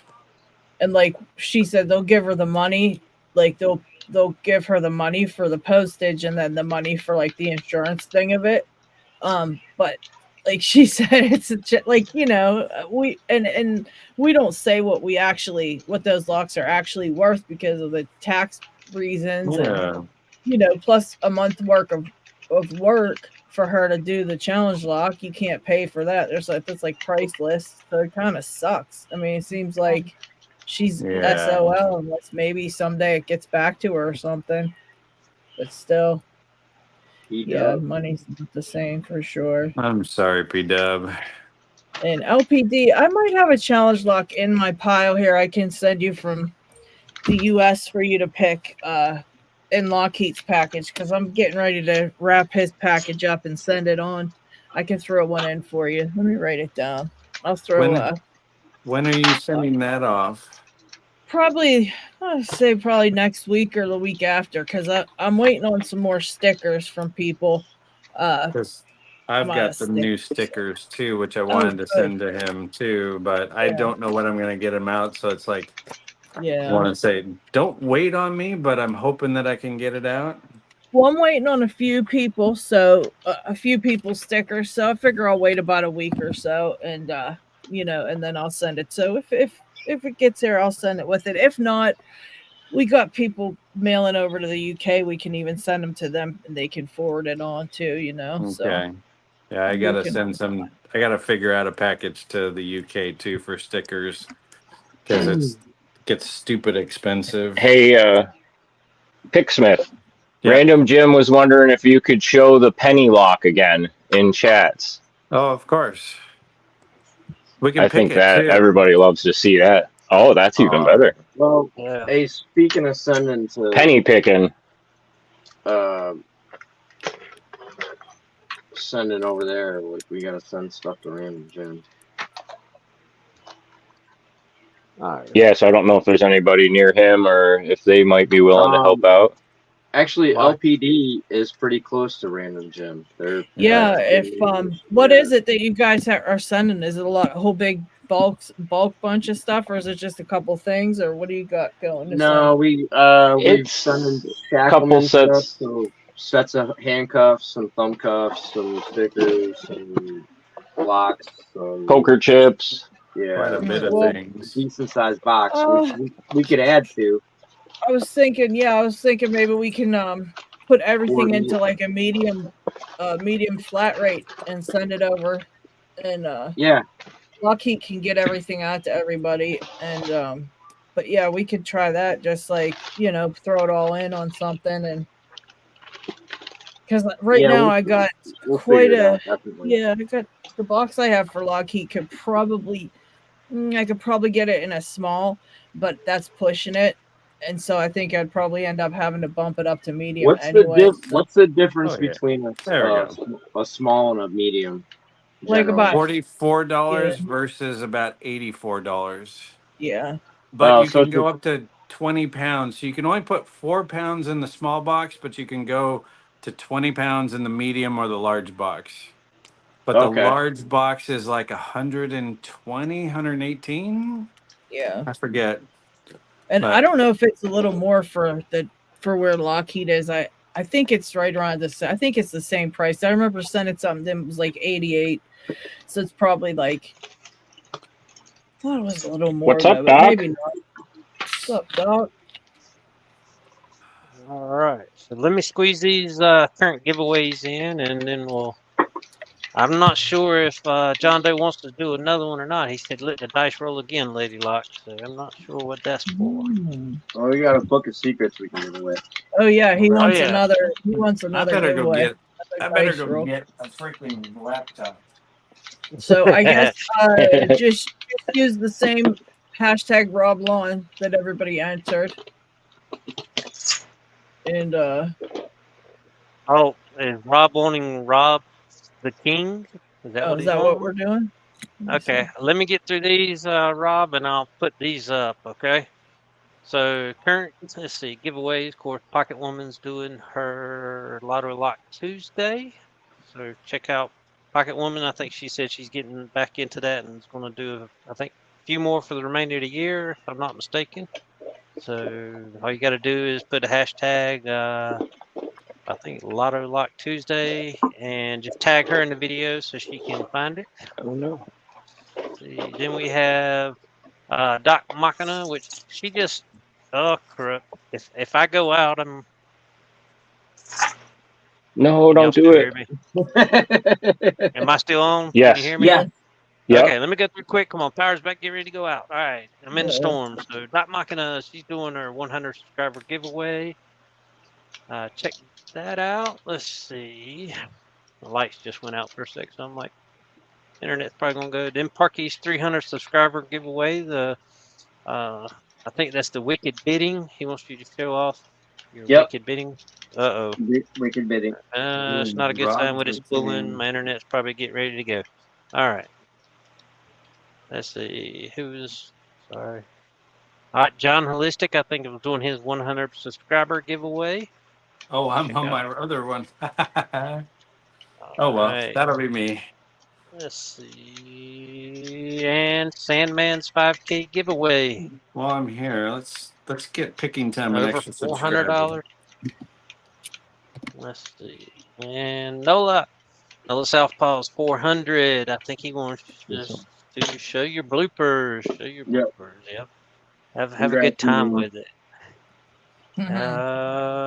Make sure this isn't playing. And then like picking hippies 420 giveaway.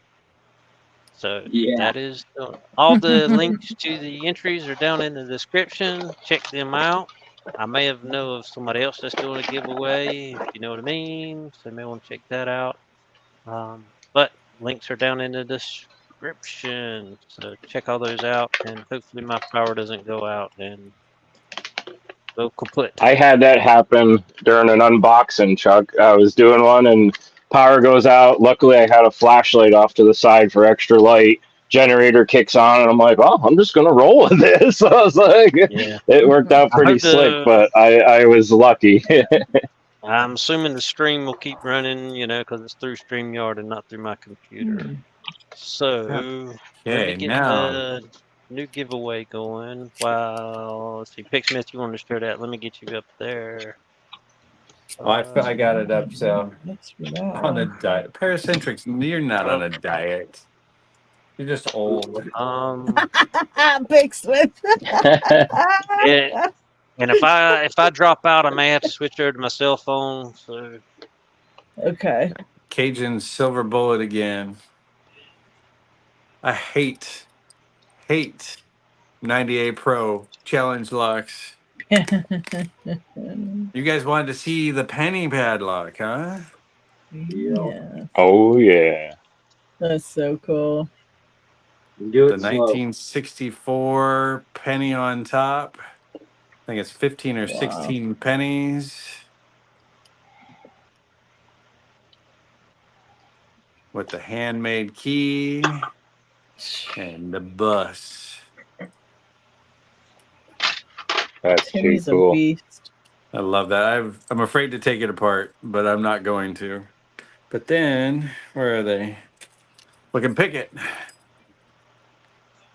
Which one works? I think it's that one. Yep, that easy.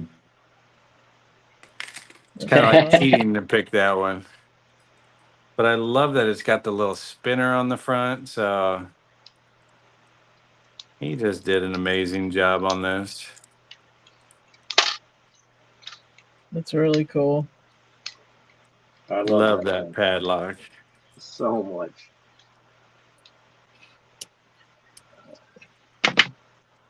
And it sits on my desk right there all the time. Oh, of course. Yeah. Along with the American S100 that pick 2 pins and it pops right open. It's like a Frady lock. Yeah, I have one too. G Keyman had to fix it for me. It got all screwed up Oh, in the. That's right. You got that fixed? Good.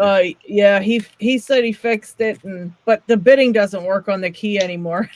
Oh, jeez. I go figure. I don't know how that happens, but whatever. Yeah, so he thinks maybe a wafer popped out somewhere or something. Maybe. Oh, that could not be. sure. Those are typically they are master keyed. That could Yeah, that that would could've explain been it it. too. Yes, That could've DMAC, that been. penny padlock is nuts. Almost as nuts as one of DMAC's custom picks. Oh, that's right. Love that. I don't use it enough anymore because it sits in with all the others. But I did get somebody South Ord Ooh. cucumber lock. They'll engrave, and it's even got Tabasco on the top of it.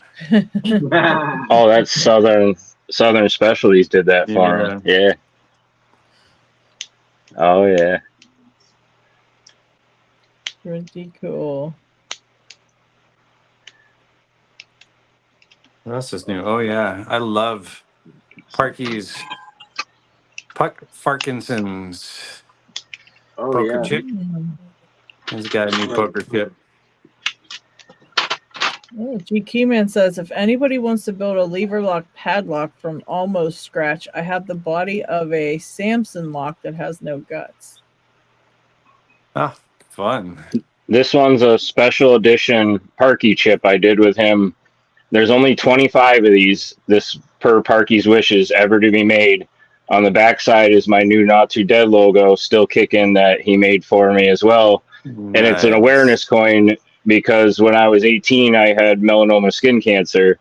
And I fought that, overcame it, whatnot. It wasn't, a crazy battle or anything, but it's something that if I didn't catch it then, wouldn't be here today. So we collaborated this together, and we're going to be putting a few of these out. Well, 25 of them through the community. Stu has one already. There's a list of people that Parky gave me to send them out, and I'll be sending those around to people. But just Nice. something I wanted to share, because you never know, tomorrow isn't guaranteed, and always be there for the ones you love and talk to and support them no matter what. So, and also Puck Farkinson's. Puck Farkinson. I'm going to meet up with Parky in September. We actually don't live too far away, and we're meeting up. So I'm looking forward to that very much, and I think it's going to be an amazing afternoon. Oh, that's cool. Very cool. Yeah, and I'm going to be going with Picksmith and his RV all around to all the Locks borders pretty soon. I don't know, but I'm packed and stuff, Picksmith. I'll just keep going outside waiting for you to show up, but you never get here. I know. I'm coming back in October, but I'm coming close, but I'm going to go see an aunt that I've never met in Pittsburgh. That's going to be cool. I'm going to be super close to you, but I won't be able to get over there. I'm sorry. Well, you're going to have to bring your RV and just pick me up, and we'll go around to visit all the Locks borders all the way. Exactly. That would be fun. That would be so much fun to do. Yeah, I'm going to get out to see Not Too Dead and Parky in, I think, January or February. So don't you threaten me with a good time. We'll blow some stuff up together. Parky was like, it's winter then, right? And I was like, yeah, I know, man. Like, we're gonna do something. And the air hurts your face, but I mean, where you are, it does too. So yeah, I'm not coming up from the south for it. What should we freaking fell out. What should we pick? There's a lot of fun stuff to do in the winter too. We could go ice fishing. Oh, that sounds like no fun. I'm out. Oh, come on. I'm out. Well, We'll catch some 4-foot pike or something. I don't I eat might fish. watch a video of you ice fishing, but I'd never go out in the cold with an ice fish. I'd be like, forget that. Yeah, do a live. I do have some old. That would be cool. I do watching have that some old live. footage, Do you? but You should yeah, I'll put have to some get my up on GoPro YouTube. set up for the live. If you That'd have be a good so sized cool. little ice shanty, those guys like deck those out like a mini cabin, so it's not too bad to go out there and do that. I think that's Oh, we're in absolutely our the most t-shirts. insane thing I've ever heard of doing. I mean, I get it. The ice is like super thick, but it's ice. I mean, it's ice. You know what I mean? I don't care if it's super thick. It's ice. You know? A couple inches will hold up a semi in theory, so In good theory, solid ice. In theory. No. Although the only good thing is if you did fall in, I think it's like, what do you got? Like 90 seconds till you die of hypothermia, so it'd be all right. It would only be a little bit of time. I had a good friend and his dad who used to drive snowmobiles across the Great Lakes during winter, and they fell through the ice. And yeah, like they had to climb out of the hole and get back, like, and keep themselves warm. And then my friend went back and got the snowmobiles and tore them apart and made them work again. I was like, man, that's dedication. Yeah, that's it is. That's a hell of a mechanic too. Yeah. I don't know if LockChuck, I can't see backstage, but is LockChuck back there on his cell phone or no? Does anybody see? Or Stu, do you have control of the stream? No, I do not. I think LockChuck might. That's why we tapped LockChuck. But yeah, his power went out. John Doe said he wants to do that. Rob's the king for a surprise lock, but we cannot draw yet because our controller is out. So I don't know if he can do a drawing from his cell phone or not. I don't know if he's, I don't know if he's running it still. I would imagine he is, or else it would shut off, but I don't know. The ship has lost its captain. It did, RL. It totally did. The ship has lost its captain. We're going down with them. Delp is in the chat too. Oh, what's up, Delp? How are you? Good morning. Good morning. Dark arts lockpicking from down under. Yes. I have a beard. All kinds of great people. Indeedy. Yeah, the ship has no captain. Yeah, we just gotta wait. Just gotta wait for LockChuck to come back. He probably didn't really have a power outage. He was probably just like, F this, and he just wanted to go. It's like, I'm done. Yeah. He's like, did the giveaways. I'm out. I don't like you people.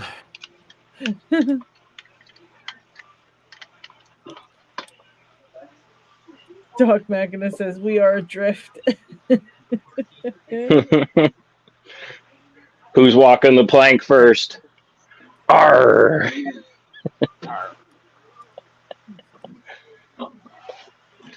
What are you working on over there, Ray? Goal V18. Oh, nice. This lock is really hard. That's why you've been so quiet.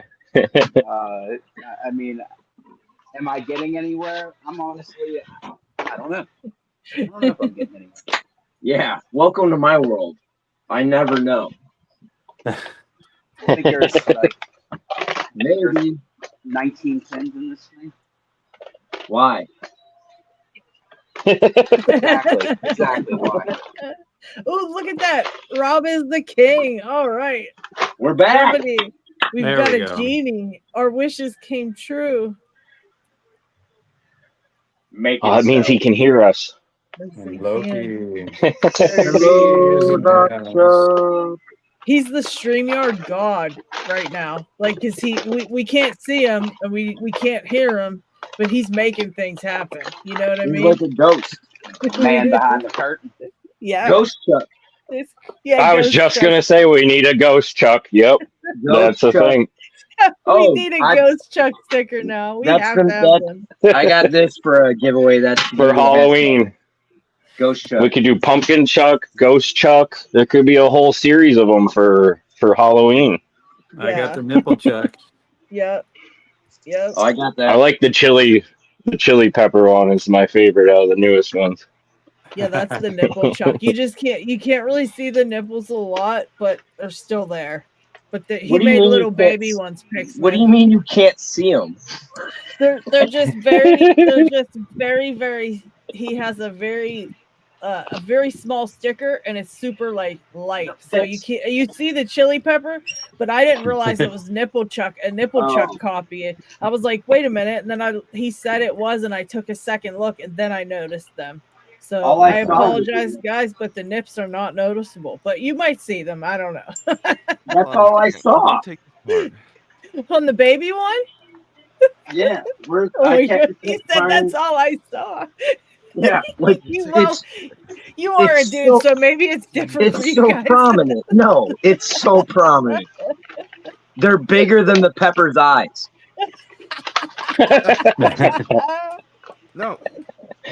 We're gonna throw that on. You're gonna get some nipple chucks tonight. Like that's what's up.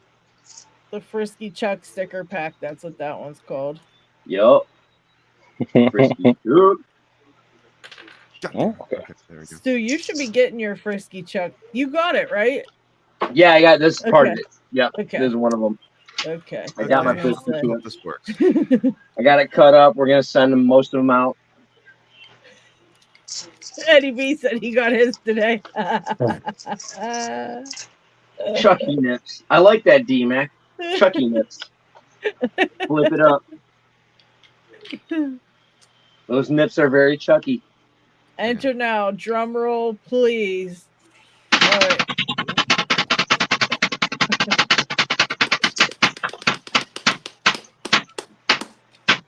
Somebody's got to push the button. There we go. I like that. Oh, Stu won. That was awesome. No, I heard Stu. No, I heard Stu. SeeStuDo. Yeah. Way to go, dude. That's awesome. I like the name. HG said rigged. Hashtag rigged. Pay no attention to the man behind the curtain. There he is. Hey, the dice are loaded, but you knew that when you entered.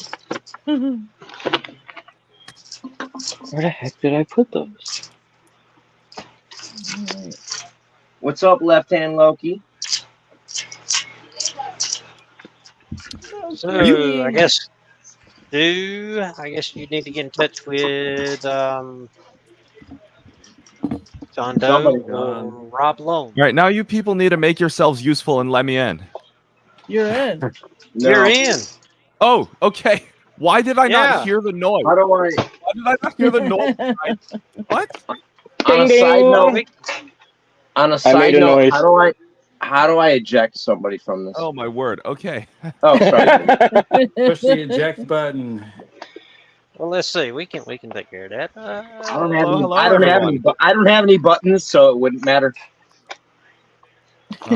Let's see what's going on in chat. Yeah. Not much, it looks like. Okay. Well. Oh, Snake. Sorry. Have a good one, Loki. Snake, you on Twitch too? No, I hate Twitch. Take care, Loki. You hate it. I hate Twitch. I stopped streaming on there, and I'm never going back. Loki, you don't eat dinner. You just graze from a bowl of nuts while you pick locks. It's 3 o'clock. It's time for a beer. Oh, what? Uh-oh, Pix was gonna some beer. It's about to be on now. So, what is oh yeah. What has everyone been up to today? Trying to Not pick too logs. much. Yeah. Failing miserably. Oh, fail. So All day, fail. just, Pick a lock. Please pick just a lock. business as usual then. Pretty much. Very, very good. We had a lesson in Everest earlier. We showed off a penny padlock and picked it. Yes. I think today I'm going to be doing a I don't know if it really counts as a speed run. I don't know I'll if be it'll back. really count as a speed run, but I'm going to be doing white to purple with only the Covert Instruments Genesis set. Nice. Cool. Oh, nice. So That Georgia Jim's been doing a series of, all the belts with the different, Yeah. grid pitch, the Moki, jackknife, The- I've been loving that. he So couldn't he couldn't get the Sparrow's escort to work past purple. Oh, wow. Yeah, it is kind of like it hurts to hear him say at some point, and then this didn't get in this lock. Like it's like, oh, I feel bad for those guys. Like whoever Honestly, it is, yeah. honestly, it is honestly though, like, okay, hold on. Let me do that again. But I This mean, is he's white. taking those tools past like what most people are going to even ever try to do with them. So, but it's nice Well, to yeah, see. because So it's I like to see like what you're saying. Like I like to see someone take one tool set through a bunch of belt levels, so I can understand, what that is. If I go. need to switch and things like that. So it's nice to see you do that. I think somebody it wasn't just Georgia Jim, but I think there's someone else who officially picked their way to black belt using only the Genesis set. It was either using only the Genesis set or using only Covert Instruments tools. Yeah, I know Jim used the Rift pick to black, but I don't know if he did a second run of anything or. That was the clear acrylic lock that comes in the FNG set, and now I'm going with a Master 141 for yellow. You should do the Blue Whale Challenge and on your channel and put that up. It's The Blue Wheel from white Challenge. to blue. Yeah. Well, Yeah, the Blue Whale Challenge. Yeah. Wait, But- so something about white to blue? Yeah, you just have to pick from white to blue. What was it, in under 10 minutes or something? I thought the time was for the pen, Let's see. but I thought it was just white to blue, and you got the patch. But if you did it under a certain time, you got the pen. Oh, okay. Yeah, that was it. That was it. That was Interesting. from oh Lord, I can see a sticker. I will be Was that gutting Bandito my Brandino, maybe? Yeah, thank you. Yes, that's him. You talking All about right, the Blue Whale that's orange done. Challenge? Yep. Yeah, so to pad for time, I will be gutting my green, blue, and purple today. But that's white, yellow, and orange done. Cheers. For green and above, I am getting the Vice out. Oh, that's good. Where is that? Now, remember last time you did this, what happened, right? What? I had to make a sticker. Perfectly. Hey, you know what? I think we should do a new challenge. All right. Doc McInerney, you get a reward. I don't know. Okay. Because I still have like a pretty big flex of mine is that I was able to when I went through like my first time with my Medico M3, I was able to get it open 6 times in a span of 2.5 hours. And I was picking it almost completely blind. I had gutted it to look at the pins, but the lock did not come to me with a key. So that's like my proudest accomplishment in lockpicking so far. Nice. Good night, John Doe. Okay, click with some Take movement. care, John.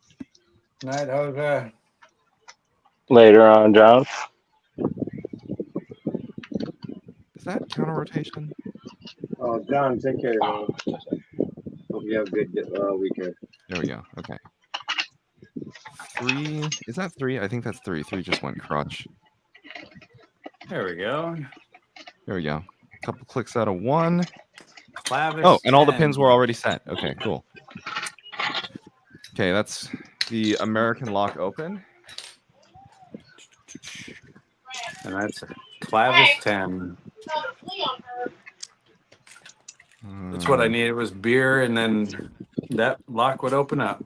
The magic. That was the magic right there. Drinking time revival when?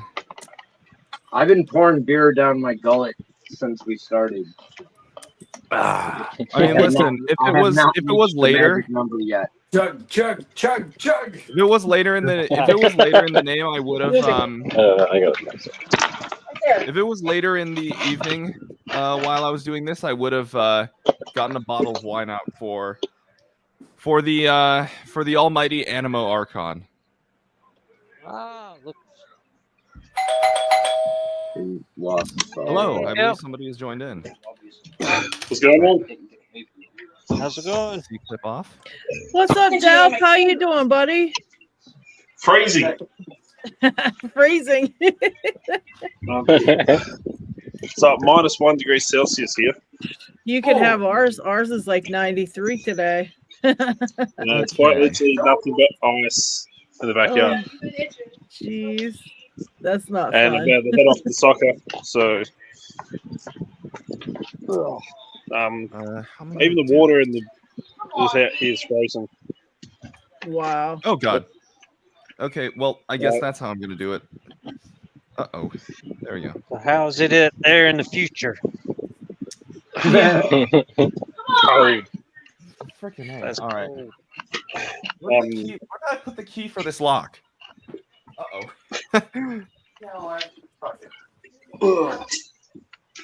How many games go. you got Okay, this morning, now- Del? Only the one, one. or just Yeah, the so one? the only middle child's playing today. Aiden, my eldest, he had his game Thursday night of training. So it's only one game today, but it's at 9 o'clock. So lovely weather for it. Yeah, yeah, that's gonna be Hey. miserable sitting watching that. Can you watch from the car? I could do. The worst thing is the heater in my car blew up, so I don't have a heater in there. Oh my gosh. Yeah, I don't know if it would be better or worse inside the car. Sometimes it's worse when it's not running and it's cold like that. Yeah, well, so I've got to replace the heater core, but to do that, I literally have to remove the whole dash and take everything out, because when they build cars, the first thing they put in is the heater core right up against the firewall. That's gonna be a job. Let's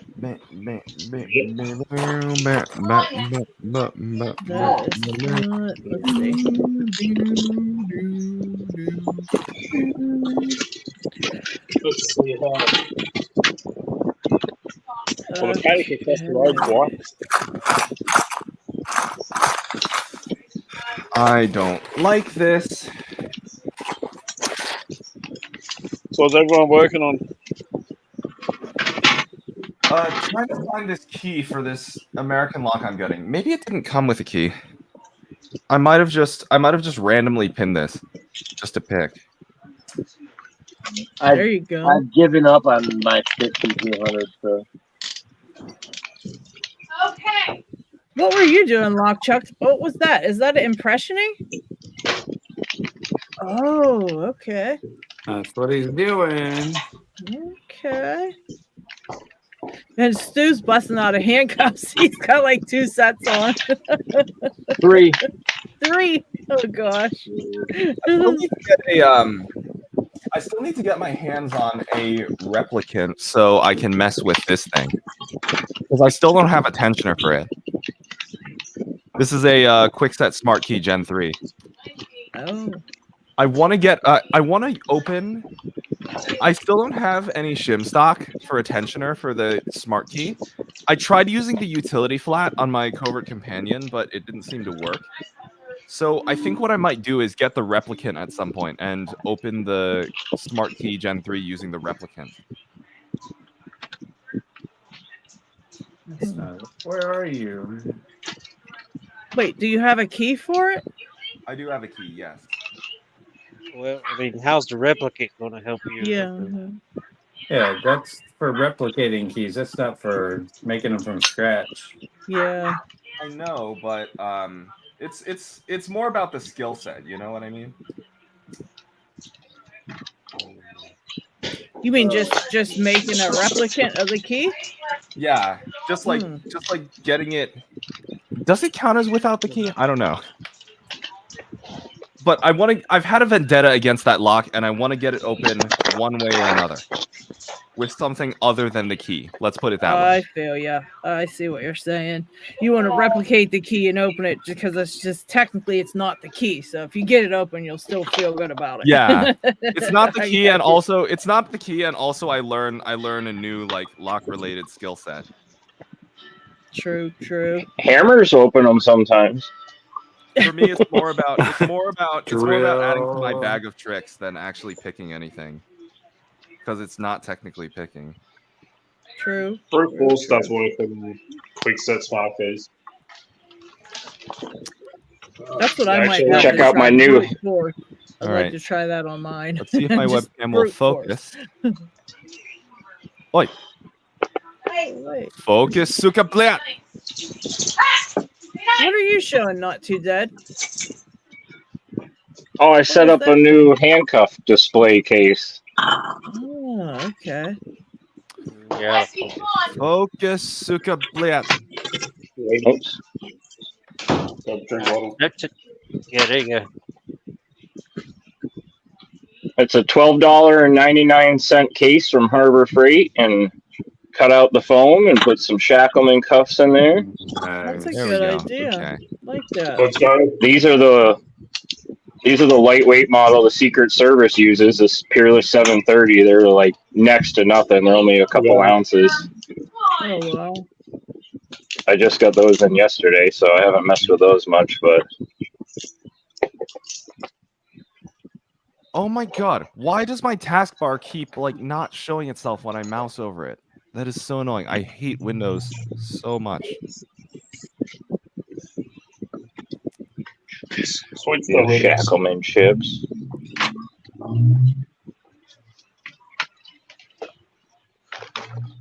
I got these cuffs in today too. I don't know if I'm going to be able to get out of these. They're going to be really hard. What do you think, Stu?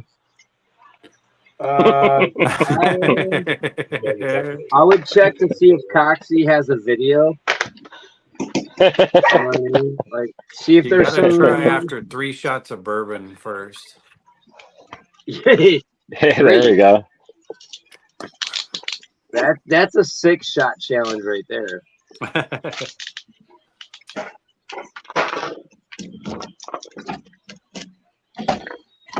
Or 3 shots, 3 beers, you know. 1 shot, 1 beer, 1 bourbon. I want a bourbon. I want a scotch. I want a beer. That's it. Yes. Yeah, Scotch sucks. Yeah, Scotch does suck. Do 2 shots of bourbon. That's my advice. Oh, I just had it.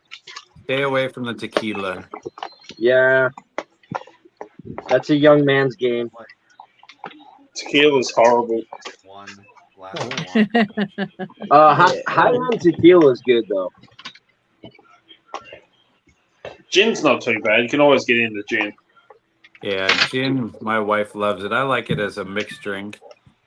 I can't. Right. Yeah, if you're mixing gin, it's fine. Gin's alright as long as it's not acid gin, if you know what I'm saying. Gin just tastes like, dirty socks strained by ethanol. If you're into that, awesome. I've got a bottle of gin inside that's made by Red Duck Brewery, which is a brewery here in Ballarat, which is outside Ballarat. It's called Queen of the Desert. It's a native botanical gin, and it is absolutely bloody amazing.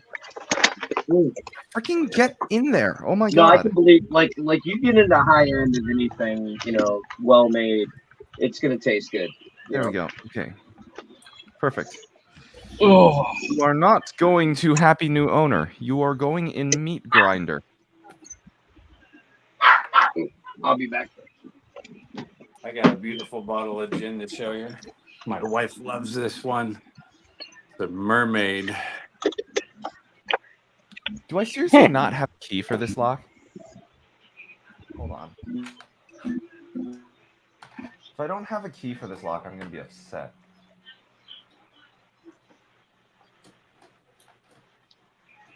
I might need to pick this core again just to get the key working.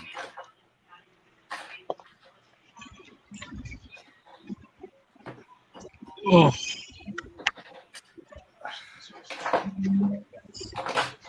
Okay, I don't think I have a key for this lock. These two. Who needs a key?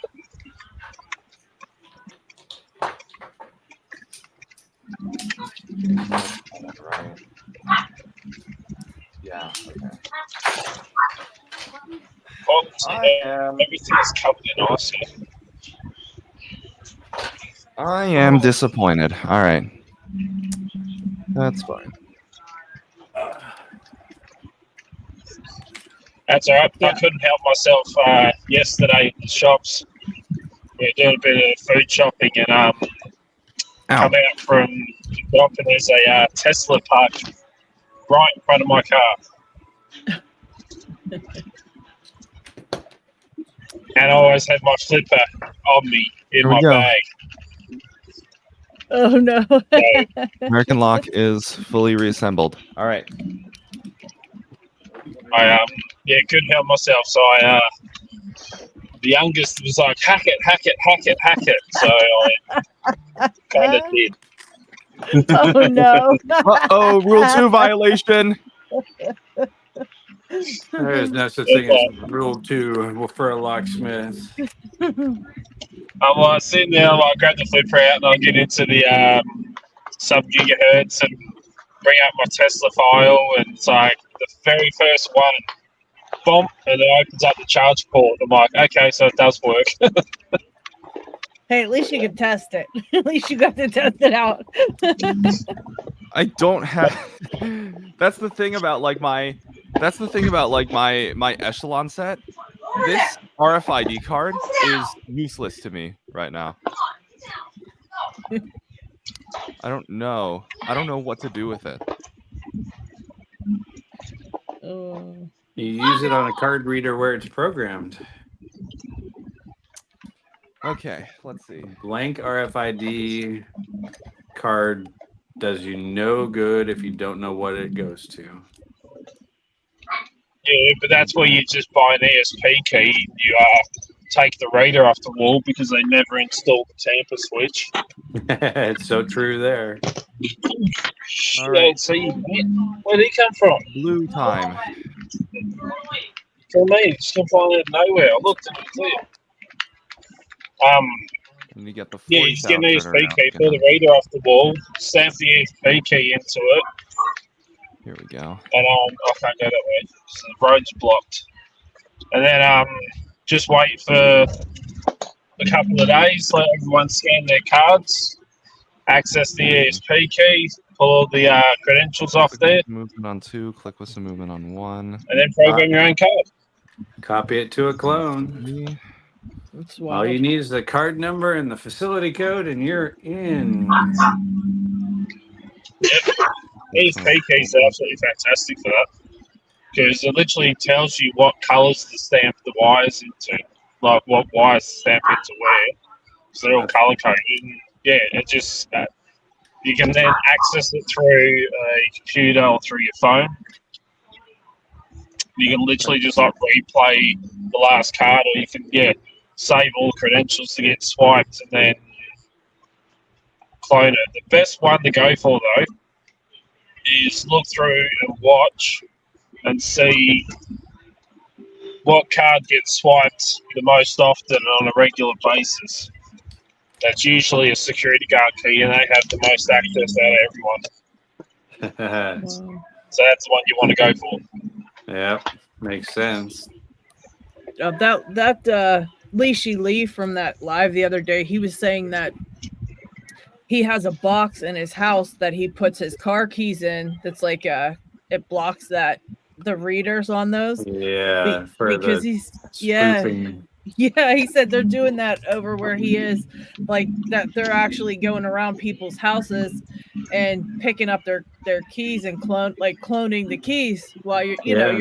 you're at home doing whatever, but your keys are laying on the desk or they're not protected. I Yeah. couldn't believe that. I'm like, that's crazy. It's called a relay attack.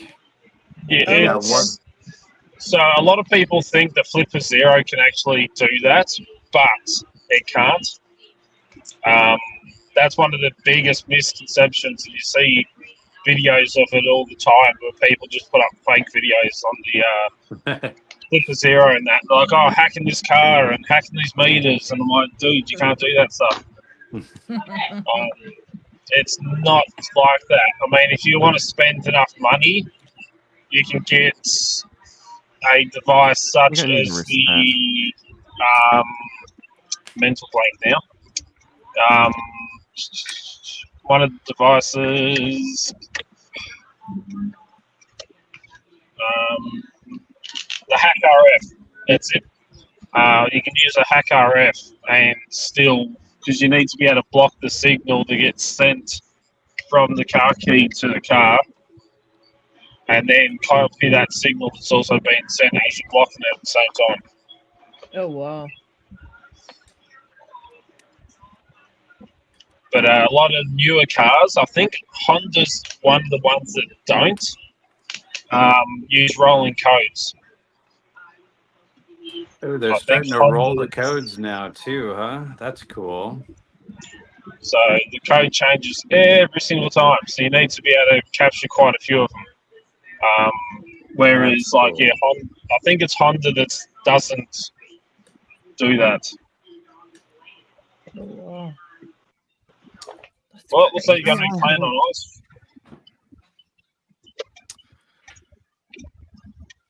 Okay. So, but, you know, the flippers are a lot of fun. You can do quite a lot of stuff with them. They're like a proof of concept device. It's like, I always call it like a multi-tool, you know, it can do a heap of different things. Can it do it as good as a device designed just to do the one thing? No, but can you, show vulnerabilities and stuff to businesses and clients? Yeah. There we go. Okay. Yeah, that's I wild. almost lost my turning tool in my keyboard again. How vulnerable some of them places are. And that can be copied with that kind of stuff. That's insane. Okay. That's the. God, how the hell do I make my setup less scuffed? I swear to God. Do I just need to hang my camera from the ceiling? But once we finish getting all these online classes set up, we will have bits on there to do with the Flipper Zero and how to use it and different attacks you can do with it. So it'll be part of the online course that we'll have in place soon. Oh wow, that's pretty cool. We'll do RFID section. So the way we're trying to design this, the way I'm trying to design these classes, and I'm talking to Daryl about, is want to try and have, no matter what level you're at, there's something for you to actually learn and do. So whether you've never picked up a lockpick in your life and you want to start with that, we will have, for absolute beginners right through to people that are more advanced, and then we're going to have our physical entry method side, where you learn about bypasses and all that stuff, and might get a few outsiders come in and teach classes. So a few guest class teachers. But we've also got to have the physical entry side and the cyber security side. So Dale's going to do videos on hacking and stuff like that. So if you've absolute basics and beginners who've never done hacking before and wants to learn a little bit more about it. Oh, that's really cool. So when are you gonna have that available? There's going to be a lot of work. So yeah. I'll get into finishing it. I only got a few more bands to finish texturizing or hammer finishing to send over to Deviant, so I can get all them done. Then I got to do up the other 3 that I got to send out. So the one to you, Lady Lux, Lock Nude getting 1, and Def Control 1. And then I can awesome. just primarily focus on the class. Yeah. So we're going to run it through the... Hold on, you're in contact with Deviant? Yeah, I work closely with Deviant on quite a few things. We're actually... I just helped him with one project, and now there's a possibility that we might be working on another one. I was gonna mention, like, if you're doing like a physical pen testing and red teaming course, I wonder if you ever had any plans to get in touch with Rob yet. Rob. Robert Pingor from Covert Instruments. I think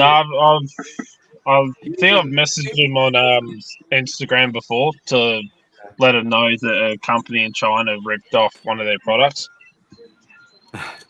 But Lady Lux, Rob was in red teaming for a really long time, right? Yeah. Yeah. So that's why I mentioned it, because actually it was an episode of Picking Time where he came on as a special guest and was just like giving a lecture on red teaming and like what to expect, how it works, and so on. Yeah, it was pretty cool. Yeah. Well, the hardest bit here in Australia is that people here just don't think about physical security the way that we do. It's like a last thought. They always have this, she'll be right, mate, she'll be right. Nah. She'll be all right. So talking to Deviant, and we're going to try and work on some material to help businesses here learn about how important their physical security really is. That's a good idea, Joe. So, like the live stream that Daryl and I did the other day, we were chatting about it. You wouldn't think about some of the stuff that he mentioned because he's a bodyguard, he's a security guard, he teaches and trains security guards. He's my cyber guy and stuff like that. And as he was saying, when he worked for Armor Guard, you wouldn't think about it here, but one of his vehicles was shot at and stuff like that when people were trying to steal the money and that. But you wouldn't think about that stuff here because guns are so highly regulated and stuff like that. Yeah. Wait, you know what would be the final boss of any security system in Australia if you're gonna subject it to testing? Just if you think your security system is unbreakable, just call How to Basic.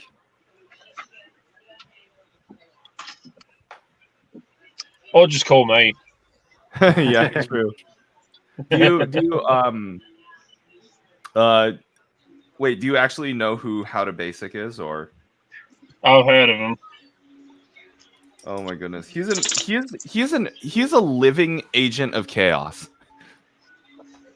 So he'll break any security system. Yeah, well, that's what I always say to people that here. They're like, oh, but I got this in place and my security system. I'm like, yeah, is your security system mains powered? They're like, yeah. I'm like, does it have a battery backup? No. I said, so all I have to do is come up and flick the main fuse off for your house. And your security system goes down. So, like, there was this one time that I needed to secure all my my Bunnings Cheddarmite scrolls in my house. So, okay. Hopefully someone gets that reference. Are you playing on pitch 1? Looks like you're playing on pitch 1. So, like, there was this one time I needed to bank hit. Yeah, she's playing on number 1. So, but you know, why does that always surprise people whenever I say I work closely with Deviant? Yeah. Well, yeah, because like even though I don't watch his content too often, I definitely recognize his name. He is the largest name when it comes to physical entry around the world. So I was hoping he was coming over here because they're running a thing up here over here in September, and I was kind of hoping he was coming over because I said to him, "I owe you a couple of drinks," but he won't be. But I'm going to be working closely with him and stuff like that. So. Really And then cool. I was asked if I was coming over to Black Hats and DEF CON, and I'm like, I'd love to, but I can't. Yeah, you got way too much. You're just now getting back into the swing of things for getting hurt, ain't you? You're probably playing catch up on a lot of stuff, huh? Trying to get this order done for Deviant to finish off these last 50 bands. Instead, I had to put them on the back burner for a little bit. And get them done, and then get a few others done to send out to people, and try to get this online course done, which we're running through our private Discord server. Okay. So we've got our private Discord server, the Doubt one, where we put up stuff that we don't put up on YouTube. Like if it's sensitive information kind of stuff that we wouldn't recommend just giving out to the general public. Right. We also put up about our products that we have on the works. Like we put them up on there before anyone else finds out. And stuff like that. We got everything from like physical entry and lock picking on there to cybersecurity and hacking stuff. But because Discord is such a great format, we're going to run the classes off the course so that people can literally pay to be the students and then join the course, and they'll get access to the course system.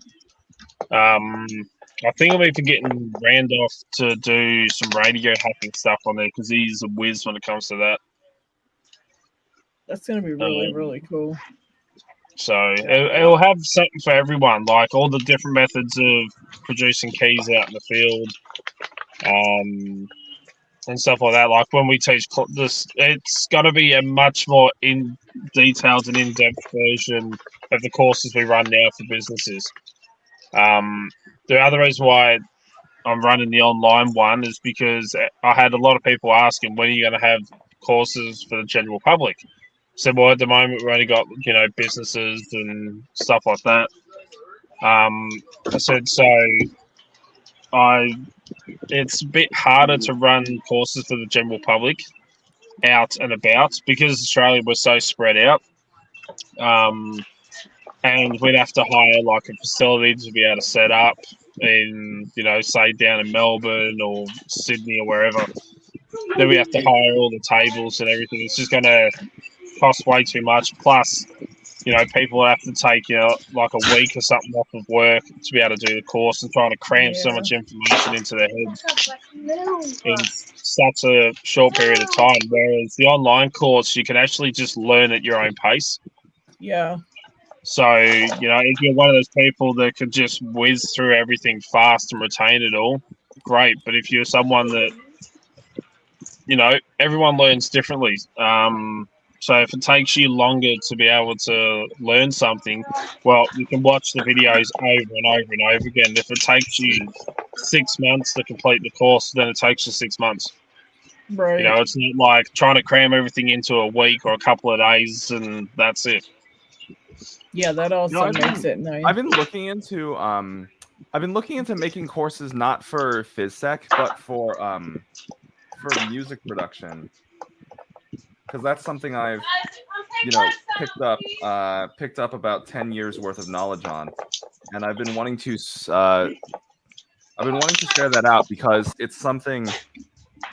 It's sort of it's a philosophy I first heard from a YouTuber I watched, but the knowledge I have is knowledge that I don't feel like should be gatekept behind tens of thousands of dollars and years of study.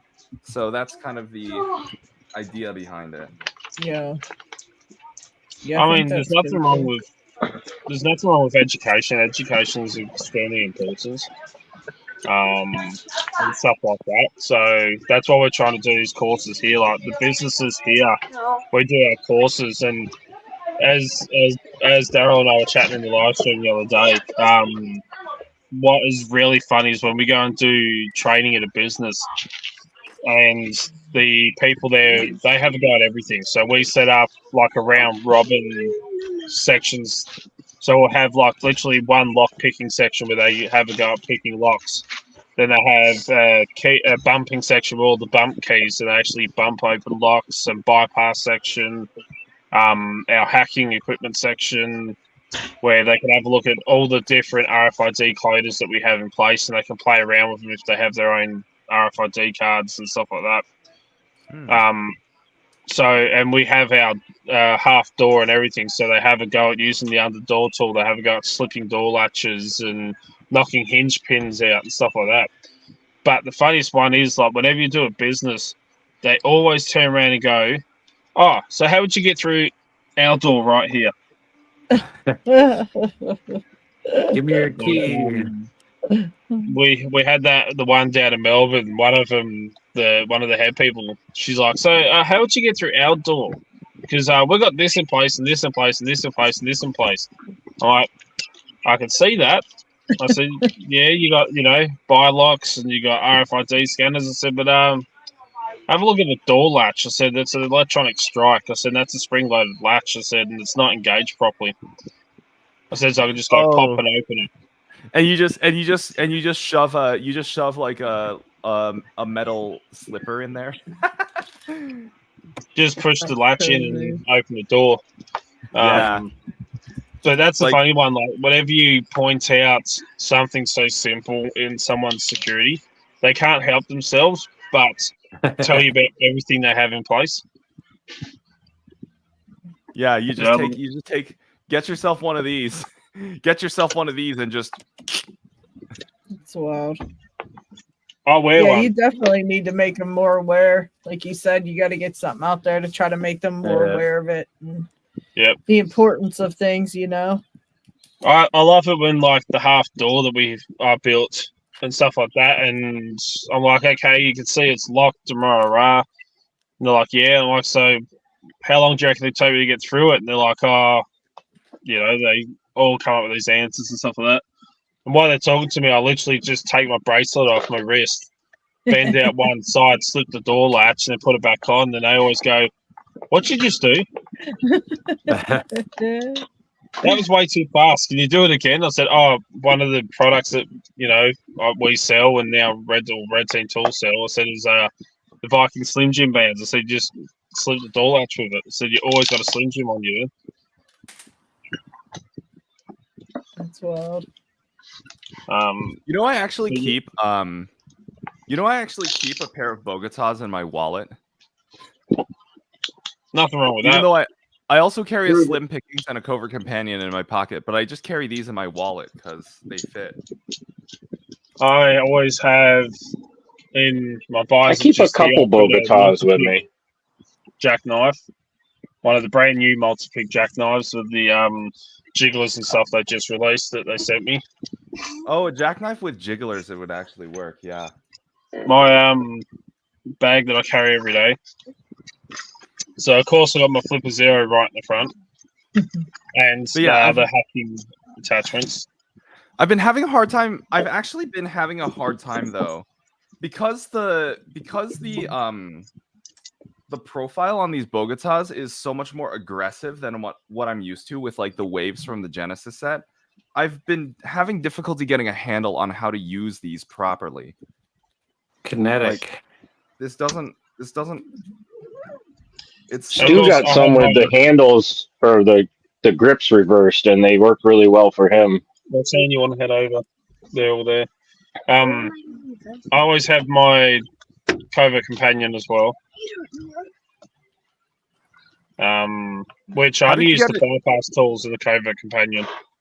I don't have all to Australia? Did you just pay extra for the shipping insurance? So a mate of mine ordered one, and it got lost in the mail. It literally disappeared.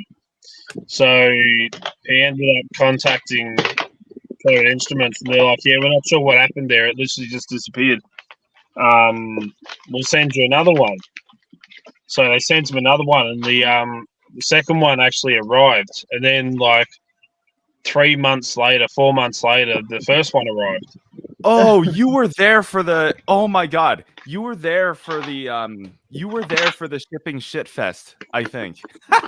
So, and then he's like, "Do you want one?" And I'm like, "Okay." I said, "You might want to ask." He's like, "Oh, you talk to Harry more than I do. Do you want to ask him?" So I sent LPL a message, and I'm like, this is what happened. And he's like, "Oh no," he goes, "I'd love for you to have one." He's like, to do a review on it, and he goes, "I couldn't think of a more fitting person for it to go to." So the one that turned up 4 months later, actually, I got sent.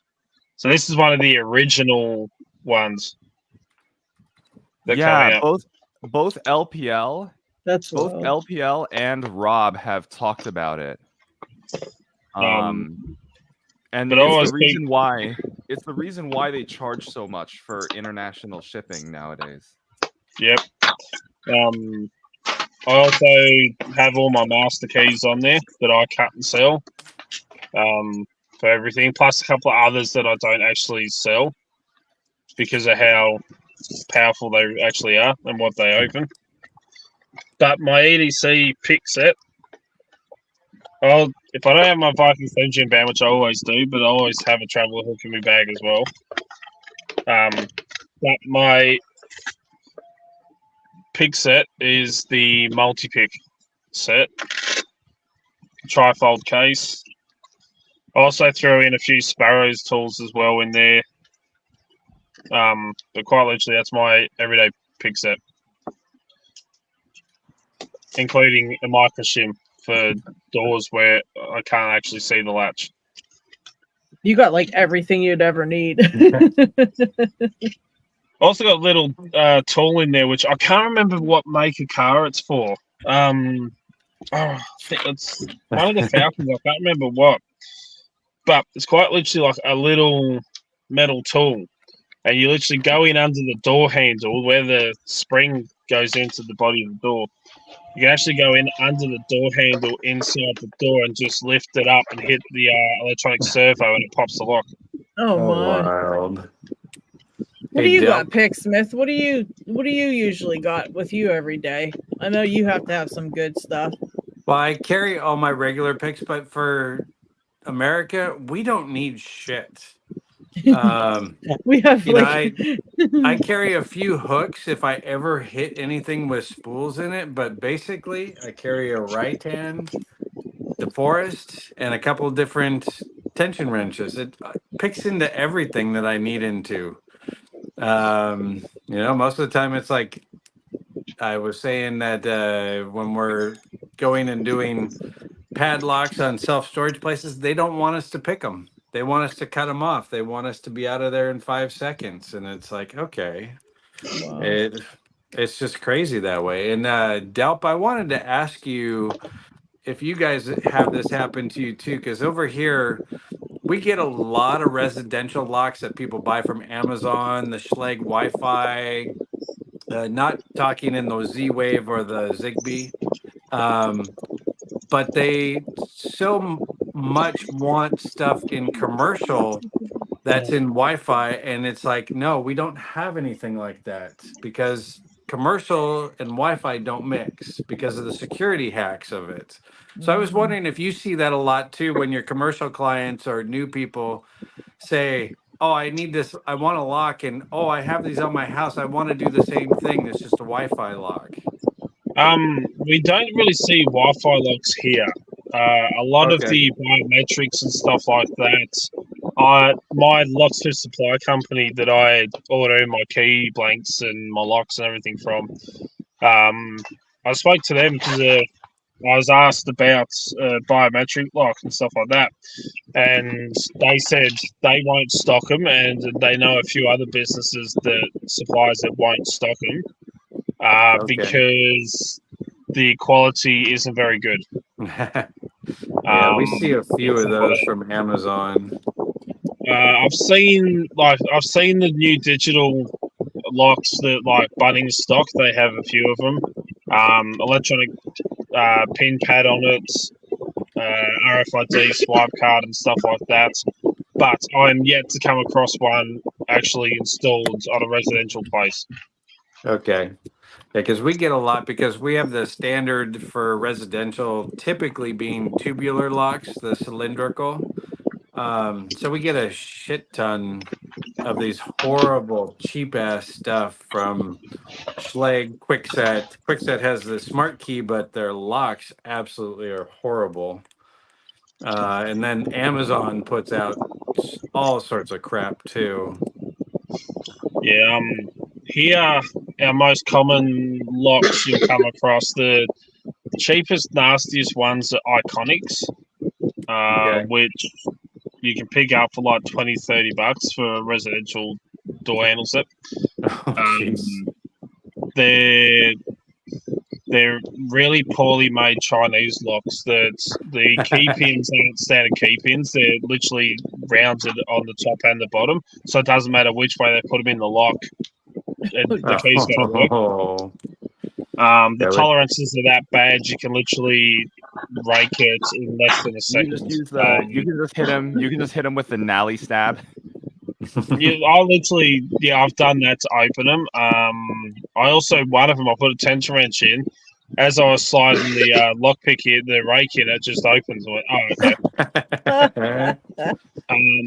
I had another one where I grabbed the bump key and just pushing the bump key into the lock, it opened. Oh my gosh. So that's how bad they can be. We do use, so in our lock picking section, we actually use Iconic kick cylinders. Okay. Because we want to try and we have like them for the people that never picked locks before.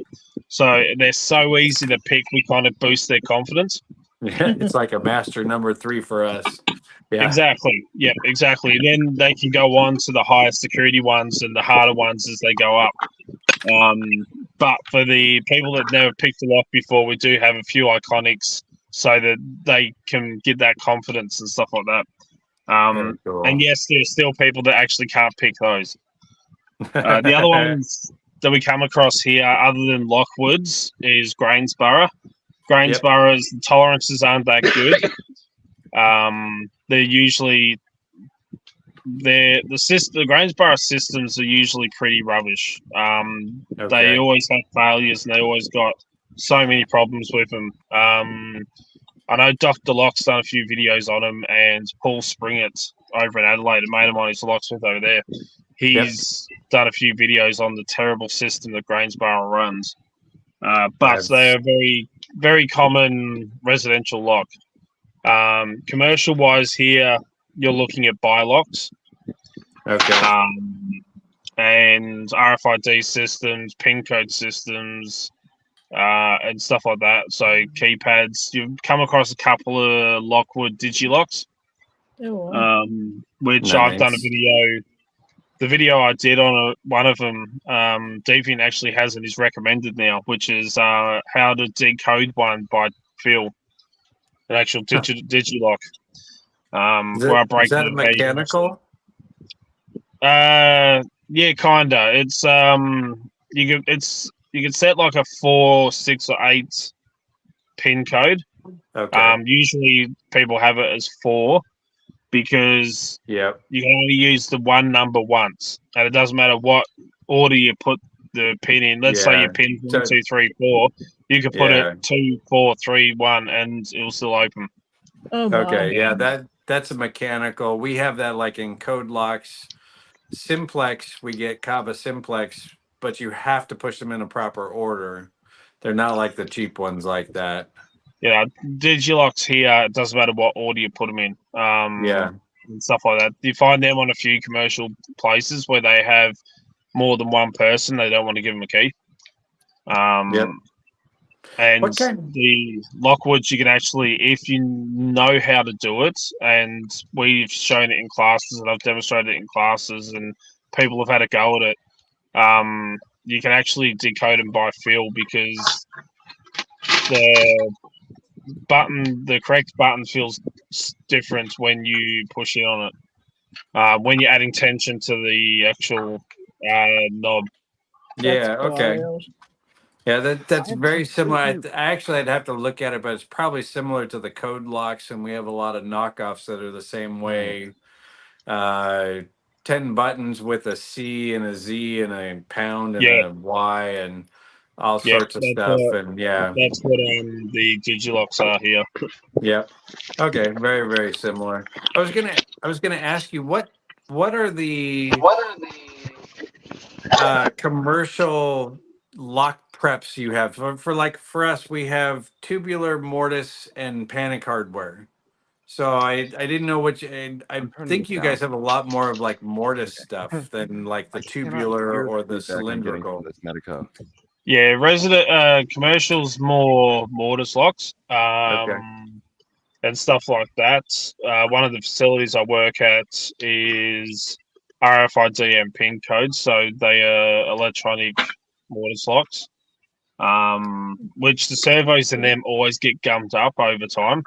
So Yeah. they stop working. So I literally have to get the door open and then pull the units out and use contact spray and spray it out. And the amount of black gunk that comes out of them, Oh wow. where it builds up over time. But yeah, a lot of it is like mortar style locks.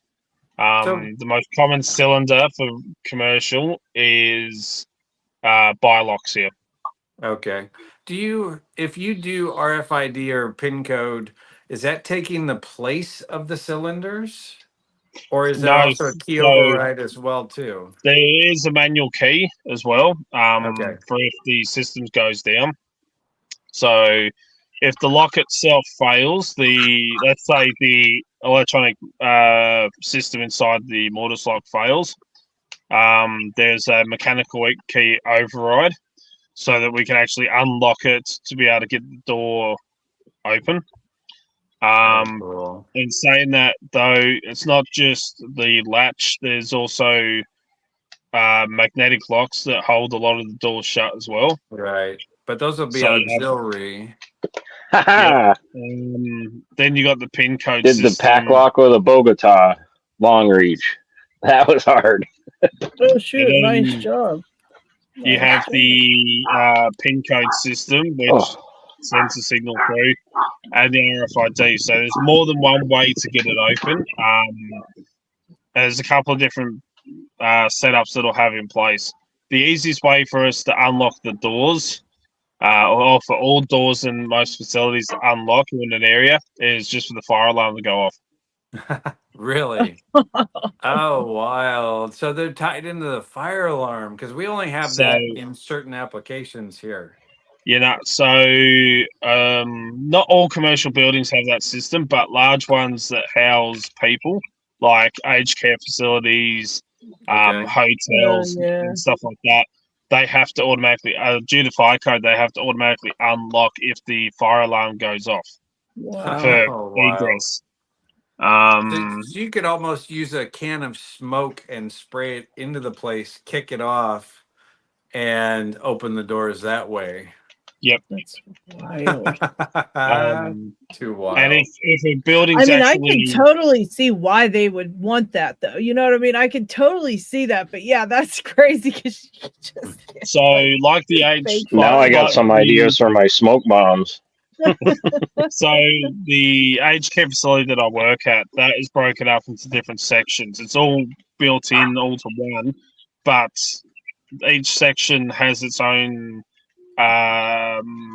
system in a way that, let's say, for a new area, if a smoke alarm gets tripped over there, then that whole area will literally unlock all the doors, but the other areas won't. That's so So crazy. it keeps everyone safe in that area and locked in, but the other Yeah. one they can egress in an emergency, and stuff like that. So, but yeah, there's always a mechanical override because you never know when power's going to go out. Yeah. Like as I say to people, they're like, "Oh, what do you think of the digital locks and stuff?" And I'm like, "Yeah, you can have the new digital locks where you can use your phone to unlock it and stuff like that. Yeah, but then no one can pick it to get in." I'm like, "Oh, you do realize that it has a mechanical override."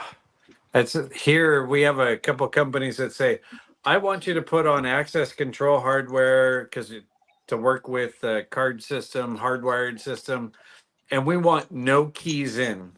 And it's like, no, you have to have at least a keyway in somewhere. Like, no, no, no, no.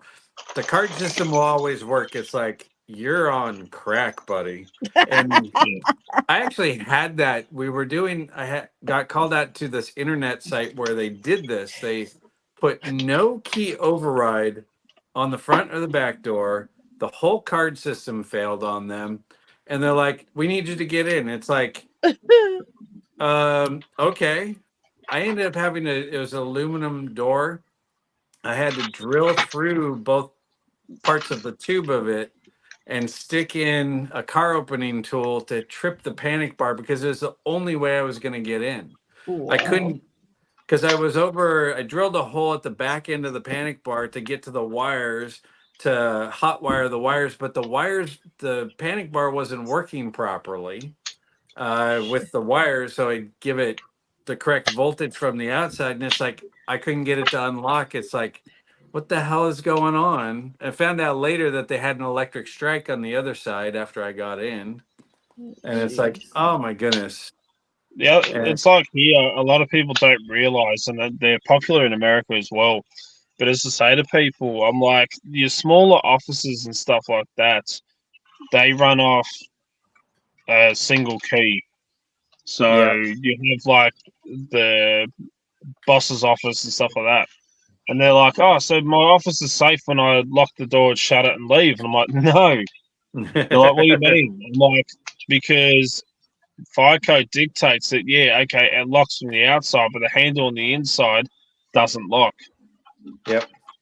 I said, so I just have to use my under door tool and go in. I've actually had to get into, so we had a residence room who the door had locked, and for some reason the whole lock had seized. None of the keys would work in it. The lock, it was a buy lock, and the lock had completely seized up. So the Graham Master Key and everything finally would work. Oh my god! And I couldn't slip the door latch because it was actually installed correctly. And there wasn't enough gap, so the actual commercial system on it was working properly. So I'm like, all right, I can't, use a micro shim or anything because the guard bolt plunge is actually depressed. Figures, and one door I come across is actually installed properly. Hey, what a surprise! Yep. So I was just like, and they're like, "Can you get in?" I'm like, "Yeah, I can get in. Just wait." So walk out to my car, come back in, under door tool, bang, open it. And then I could actually pull the lock out and free it up and lubricate it and get it working again. Had the same thing where one of the exits out onto the roof, one of the guys that was coming around to replace and work on the filters for the air filtration systems. And the door to go outside onto the roof was locked, but there was the lock wasn't actually in the door. So the 570 oval was actually missing. It wasn't in the door, it was taken out. Oh, wow. He was like, oh, how am I going to get out there? I need to get out there. And I said, it doesn't lock from the outside. I said, but only from the inside. I said, I'll use my under door tool. It actually took me so long to do it because there's like a metal catwalk outside the door. Oh, yeah. And the under door tool kept getting caught in the metal grates. And like the string was getting caught on the metal grates and stuff like that. Yep. So I'm trying to maneuver it and it's like getting stuck. And I'm like, oh, what am I stuck on? I pull it back and put it back in. Then I hit the handrail on the side and I couldn't lift it up.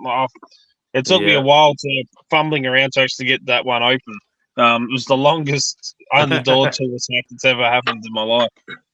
I hate it when they put coat hook on the inside and the coats cover the levers and you got to figure out, you feel this weird pressure and you're like, what the hell is going on? And you got to flip it around over the lever, push the coat out of the way, get the wire back in behind the lever and get the tool over it and finally get it. It can be a pain in the ass.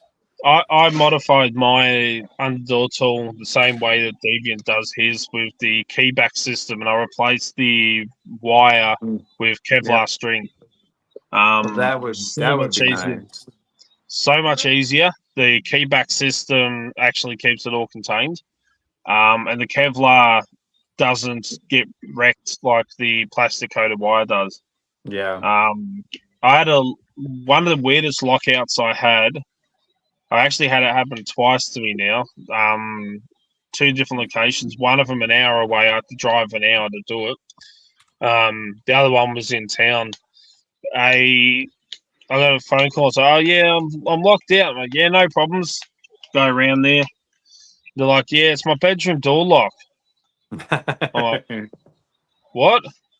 And they're like, yeah, for some reason we don't have keys to it, and the bedroom door locked, and the wind blew it shut. I'm like, what do you mean your bedroom door locked? And they show me it's got a knob cylinder on there. It's got an entrance knob cylinder on a bedroom door. Yeah. I'm like, oh, for crying out loud. I'm like, who puts entrance sets inside of a house? We can see that a lot over here. So the Lishi wouldn't go in there because it's one of those cheap Chinese bloody knockoffs.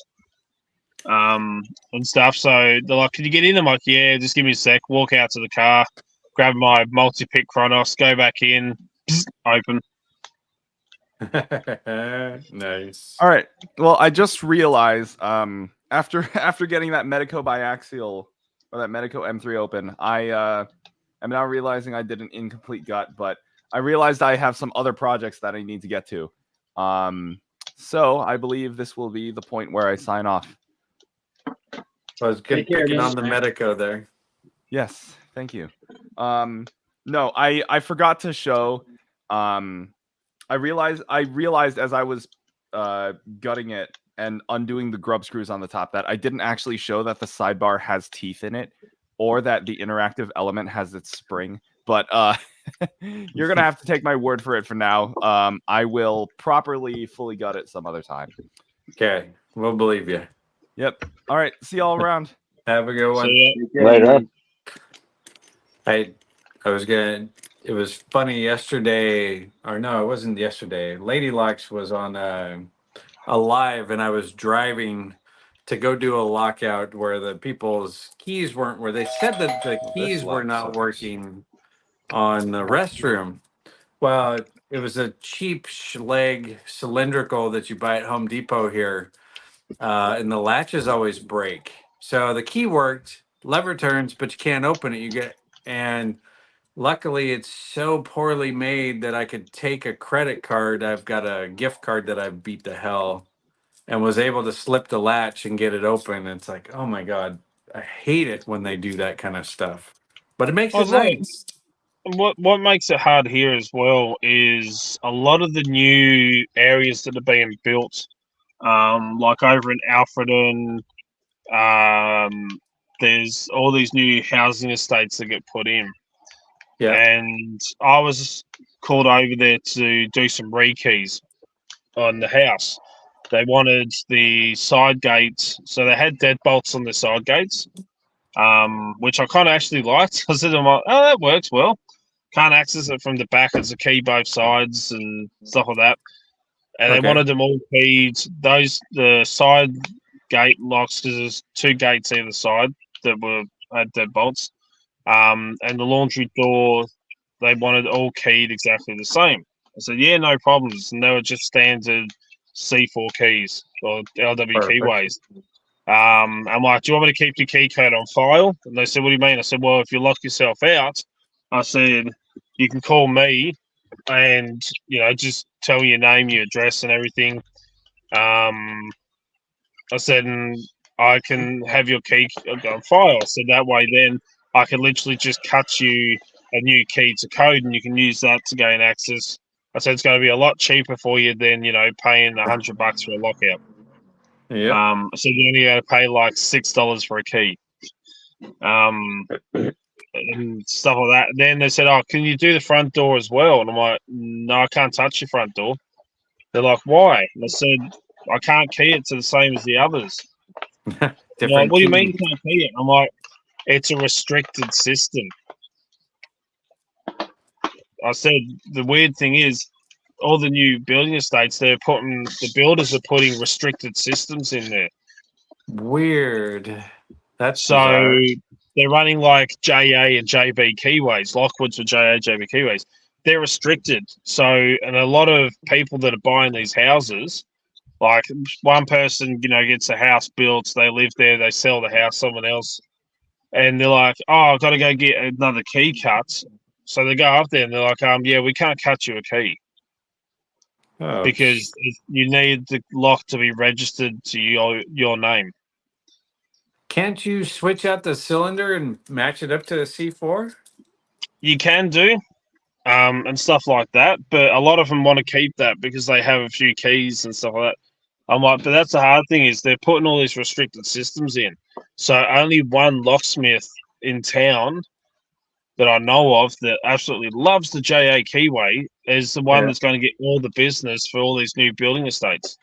Oh my goodness! And people are moving in wanting to get keys cut for family, and they can't get them cut because they don't have the key or the lock registered in their name.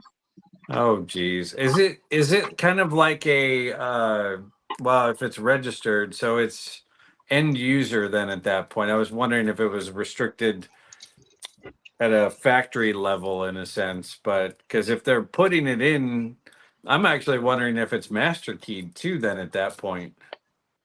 I haven't seen a master keyed, but yeah, like there's only one locksmith in town that deals with those locks and cuts those keys and stuff like that. So it's kind of like the same as buy locks. They're registered to one person, so only one person whose name is on the card and information's on the system can actually get keys cut for those buy locks. But yeah, they've been installing them because I think they've done a deal with the locksmith in town, and so he gets all the freaking business. But yeah, I had a guy come up to me once when I was doing key cutting. He's like, can you duplicate my key? I looked at it, I'm like, nah, sorry, mate, I can't. He goes, why? I'm like, it's a JA keyway. I said, that's a restricted keyway. I said, that's why it says restricted, do not duplicate. On the side of it. He's like, oh, I took it up to Bunnings and they cut me a key, but it won't even fit into my lock.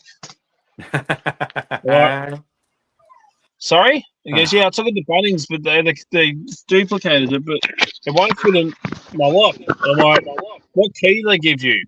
So he hands it to me, and I'm like, oh my God.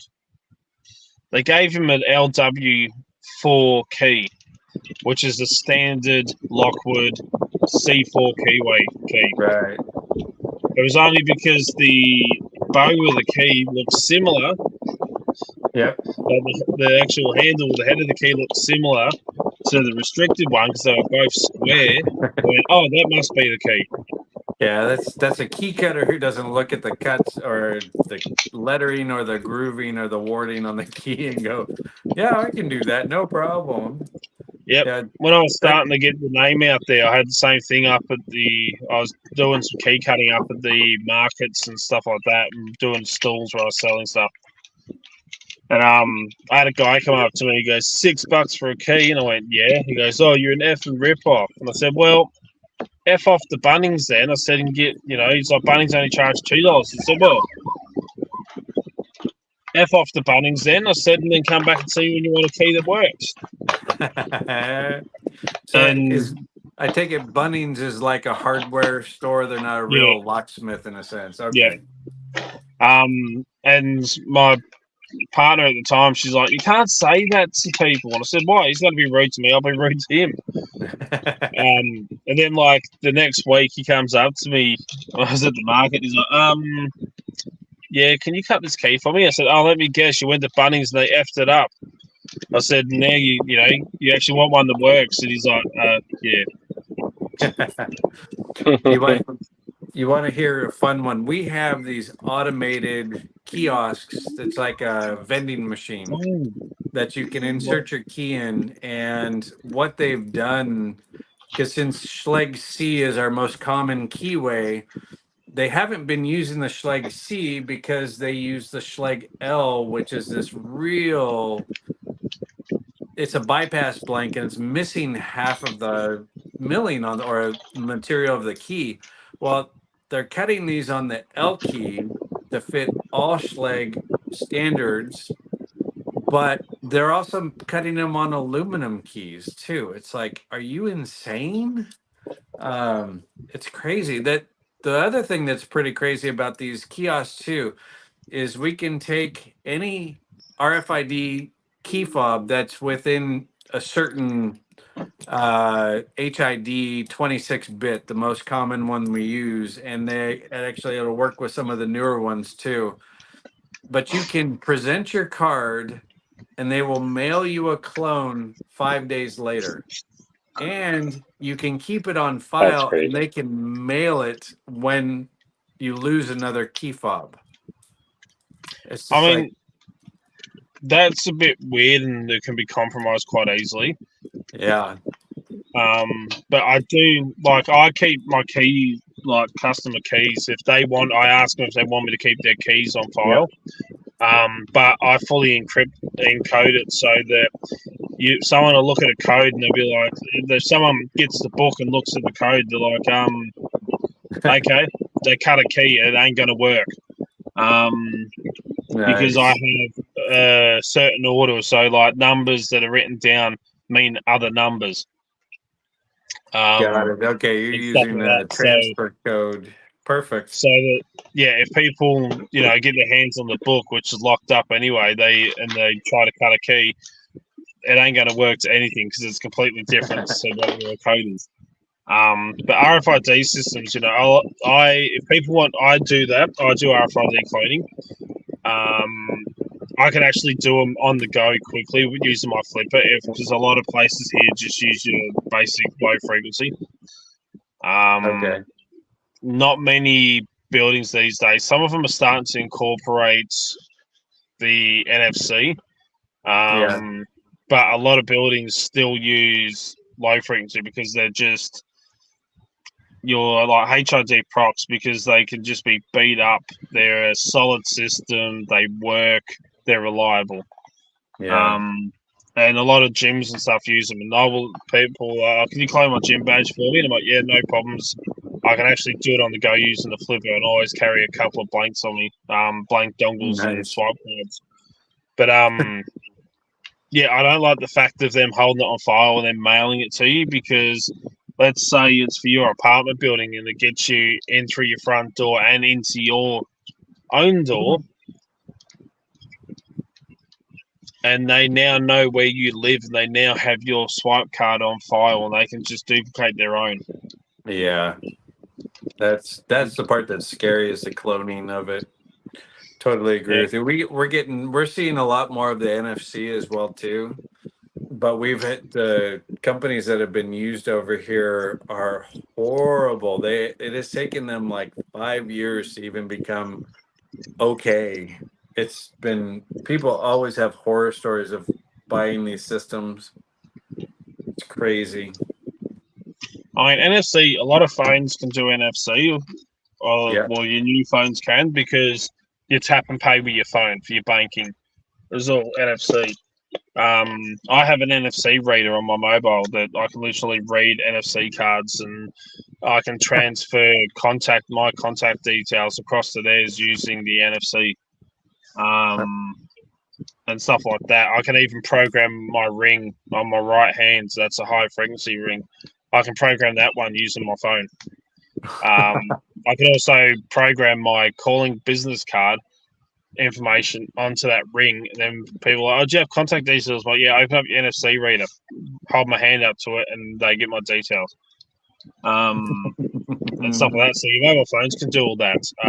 We have in our classes and our equipment, we have 1, 2, 3, 4 different readers that they can actually use to clone RFID. So we have everything from the cheapest right through to a Proxmart. I have a Proxmart 3. I know Daryl's looking at getting one of the latest ones. Not the Proxmart 4, it's another one. He's looking into getting one of them. And we have our flippers, and people actually have a go at. We have like little RFID cabinet locks that they can clone cards off of. and stuff, and we're like, this reader here, it only does low frequency. But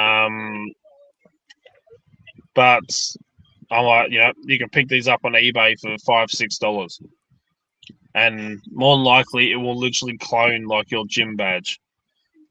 You got a key for this G key? 5615. The next one up, the other reader we have does high and low frequencies. But the downside to that one is it actually puts a password lock on the clone's badge. So if we've got rewritable badges, so people have to go right into them and rewrite them, and it's like, oh, why would it rewrite? And I'm like, wait a second. So I have to get onto the Proxmart 3 and get the badge up on there, and only a couple of people actually know the code lines to wipe all the passwords and everything off. You can't access the passwords and view it from this other reader because it doesn't tell you what password actually locks onto the badge at all. So you quite literally have to wipe the badge using a special line of code to completely remove all the passwords and stuff, because it's not common knowledge. So I don't like using that reader. Yeah, no, I can understand why. But the flippers are great. Flippers, you can save the badges on there. You can replay the badges from there. You can write them. I always have like a prox grind RFID tag that tells me if it's low or high frequency. Your Flipper Zero can do the same thing, so you know what system they're using. Yeah, it's so crazy. I mean, I've been doing smithing for 40 years, and it's like all this stuff has come up, and what you guys are doing on some of this stuff is just like, I want to retire, and I don't want to deal with this stuff anymore. It's like so crazy. It's cool. It's scary, but it's a lot. What you guys do, it's crazy. I like one of the office work where I do handover and stuff like that. There's a photocopier and printer in there, and they have RFID readers on them, so that like the bosses and stuff can go and log in just tapping them. And I had someone going for about 20 minutes. I'm like, oh, it's a little RFID dongle. They're like, oh, reader. They're like, yeah. And I'm like, oh, wave me hand over it. It goes, boop. And the machine turns on. There's like a program card, or, like, do you want to confirm your card? Because it's not. And they're like, how'd you do that? I said, some people are magic. I said, you just got to wave your hand over it. So they're there waving their hands. I'm like, no, you're doing it too fast. Watch, do it slow. And the machine goes, boop, and it picks it up. So they're doing it slow, and they're trying to bloody do it. And I had them going for 20 minutes. I should tell you. They said, what? I'm like, it's an RFID ring. I said, there's a swipe card in a ring. And like, oh, you bloody idiot. Gotcha. Gotta love that. That's so much fun. It's people don't realize how fast they can actually, like, using the flipper. I've shown them. I'm like, is that your gym badge? And they're like, yeah. I'm like, bomb onto my ring, bomb. I'm like, now I have it on my ring. They're like, that was really fast. I said, yep. Yeah, it's scary. A lot of times it's amazing how much you can scare the general public with the knowledge that we get. It's like they're just surprised that things happen so quickly. And yeah, I mean, I get it. One that used to really piss me off was I'd get, people learn what I do and stuff like that. When I was doing lock sport, before I started the business, and I used to get that, oh, you're a safe cracker.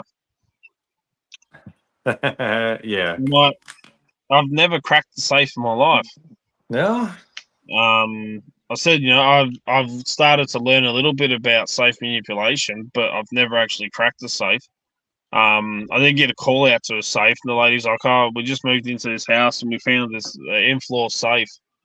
And they left the code, but we've watched videos on how to dial it in, and we can't dial it in. It's just not working. Do you reckon you could break into it? I'm like, I don't know about that, but I can have a look. So what's your code? So I actually just dialed the code in and it opens. They're like, oh, how'd you do that? I'm like, right, you have to wipe it first, and and then you have to go this way certain times, and then go this way, and then go and stuff like that. So they're like, oh, okay, that's the only safe I've ever broken into, like actual dial safe. They weren't even breaking in; I was just putting in the real code for them. I said to him I could change the number. I do know how to change the code on the wheel pack. safes, Yeah. and stuff like that. I actually, in one of my bags at home, it has a safe key in it, and I've broken into your cheap little, bloody safes from Bunnings and stuff like that. They use like a little wafer lock override and stuff like that. Oh yeah. So, but yeah, I'm not a safe cracker. And then at the moment these days, all I get is, "Oh, you're a criminal. You're a criminal. You're a thief. You're a thief." And I'm like, "I don't steal stuff. I break in, but I don't steal stuff." Yeah, that's right. I said, "Yes, I am a criminal, but legally." Yep. That's the fun part of it too. That's the part I enjoy is breaking into things and picking locks and having fun with it. There's so many guys here in the States that will not pick locks. They will only drill. It's kind of scary and sad.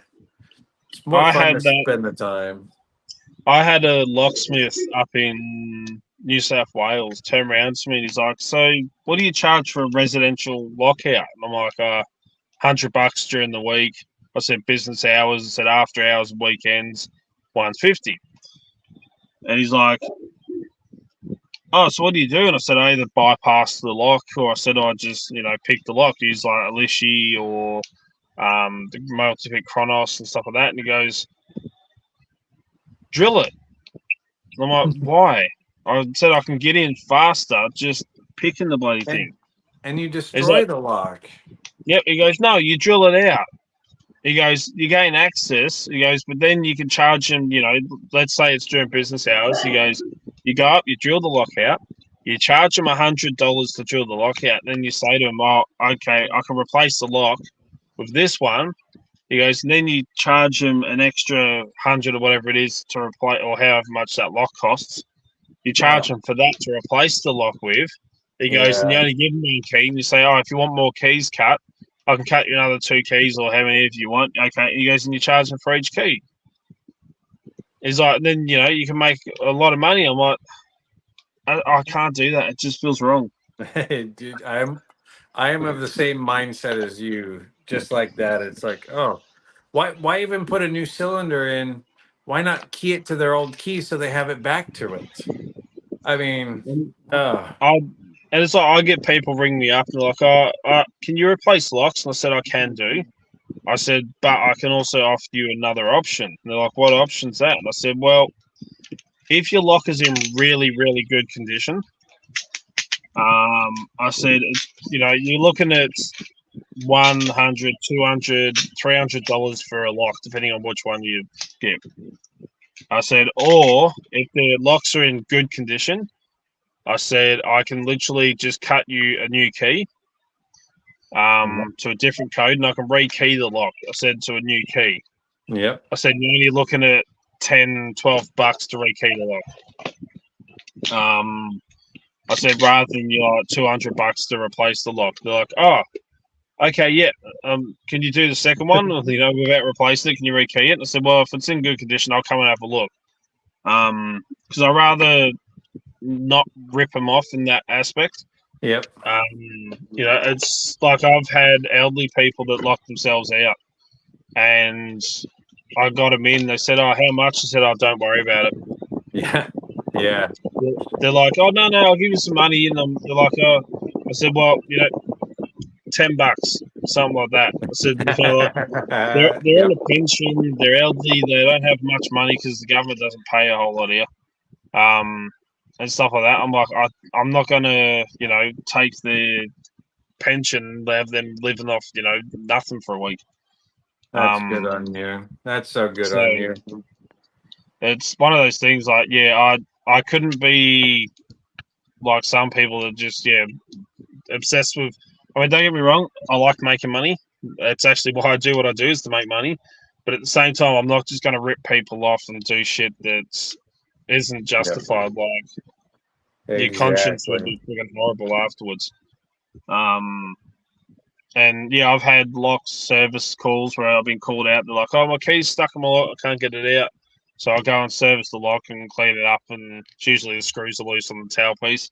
Yep. So the core moves. One of them was actually the pins that seized up. And I'm like, "What are you spraying this thing?" And they're like, "Oh, I sprayed some cooking oil." And I'm like, "Oh my god, that's worse than WD-40." Yes. So I was cleaning the lock out with contact cleaner and then re-lube it and stuff like that. I only charge like $5 for a lube and service. So yeah, I've done that for free for a couple of people as well. Sounds like sometimes you do not charge enough, but I understand why you're doing it. I do the same thing too.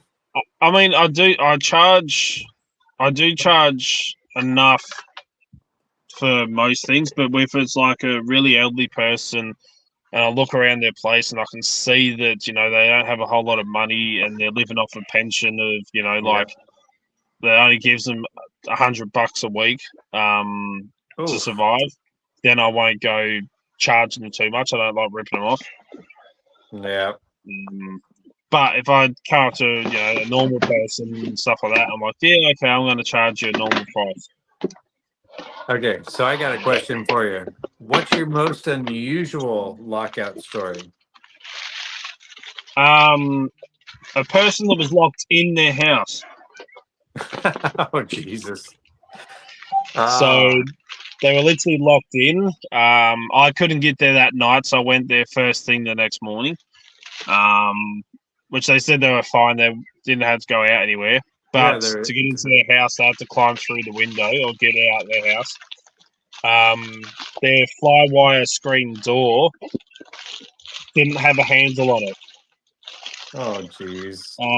It still had the lock on the inside of the screen door, but there's no handle or anything. And they're like, it's the first time it's ever done it, and it was stuck. So what had happened was the guard bolts on your screen door locks. When you shut your screen door, presses the button in on the side above the latch, and the latch then extends it fully into the strike plate. What had happened was that plunger that normally gets pushed in had dropped. The door had dropped, and the whole lot had gone into the strike plate. So not only the latch was fully extended in there, but the plunger was in there as well, and the whole lot was stuck in. So I had to push the plunger in and then push all the latch in and everything to get the door unlocked, and then replace the actual door handle with a brand new one and keys and everything. Oh, wow. So yeah, a lock-in job. My favorite story is the job I couldn't get to. I was 50 miles away, get a call from a Marine who's part of the armed services here. His wife had called. He had gone on maneuvers, and as a joke, he had bought her a chastity belt. So after he left, she jokingly put it on. And when she went to take it off, the key broke because it was so cheap. And she's like, I can't get it off and I've got to pee. And it's like, I told her if I was within 20 miles of her, I would have gone up there and done the job for free for the story alone. It's like, oh my goodness. That is funny. Okay, that beats mine. And that definitely does beat mine. And Not Too Dead is bringing out the explosives. I don't know what to make of this here. Oh, just some little ripper strips. They're just normal firecrackers. Yeah, but if they all go off on your desk right there, it's gonna not be fun. It'll be good. God. They're stable. They're illegal, yeah. They're All illegal there. fireworks are illegal here. Oh, and I see Yeah, Newhouse that's what I Lock and thought. Key is Yeah. always talking about WD-40 and graphite. Those are the two worst things you can put in any lock.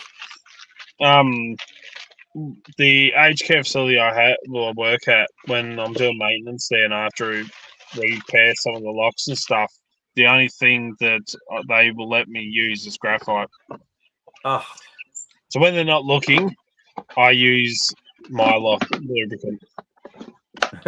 Perfect. I tell them how bad it is, and they're like, "Oh, it's what we've been told to use." I'm like, "Nope." I said it's bad. I'll use my own. Thanks. Yeah. I personally like LPS 1. It's a Teflon light body lubricant that dries to a film. That's one of my favorites to use. I mean, I've seen a few horror stories. I've seen someone use cooking spray, Oh yeah, canola cooking spray, 3-in-1 oil.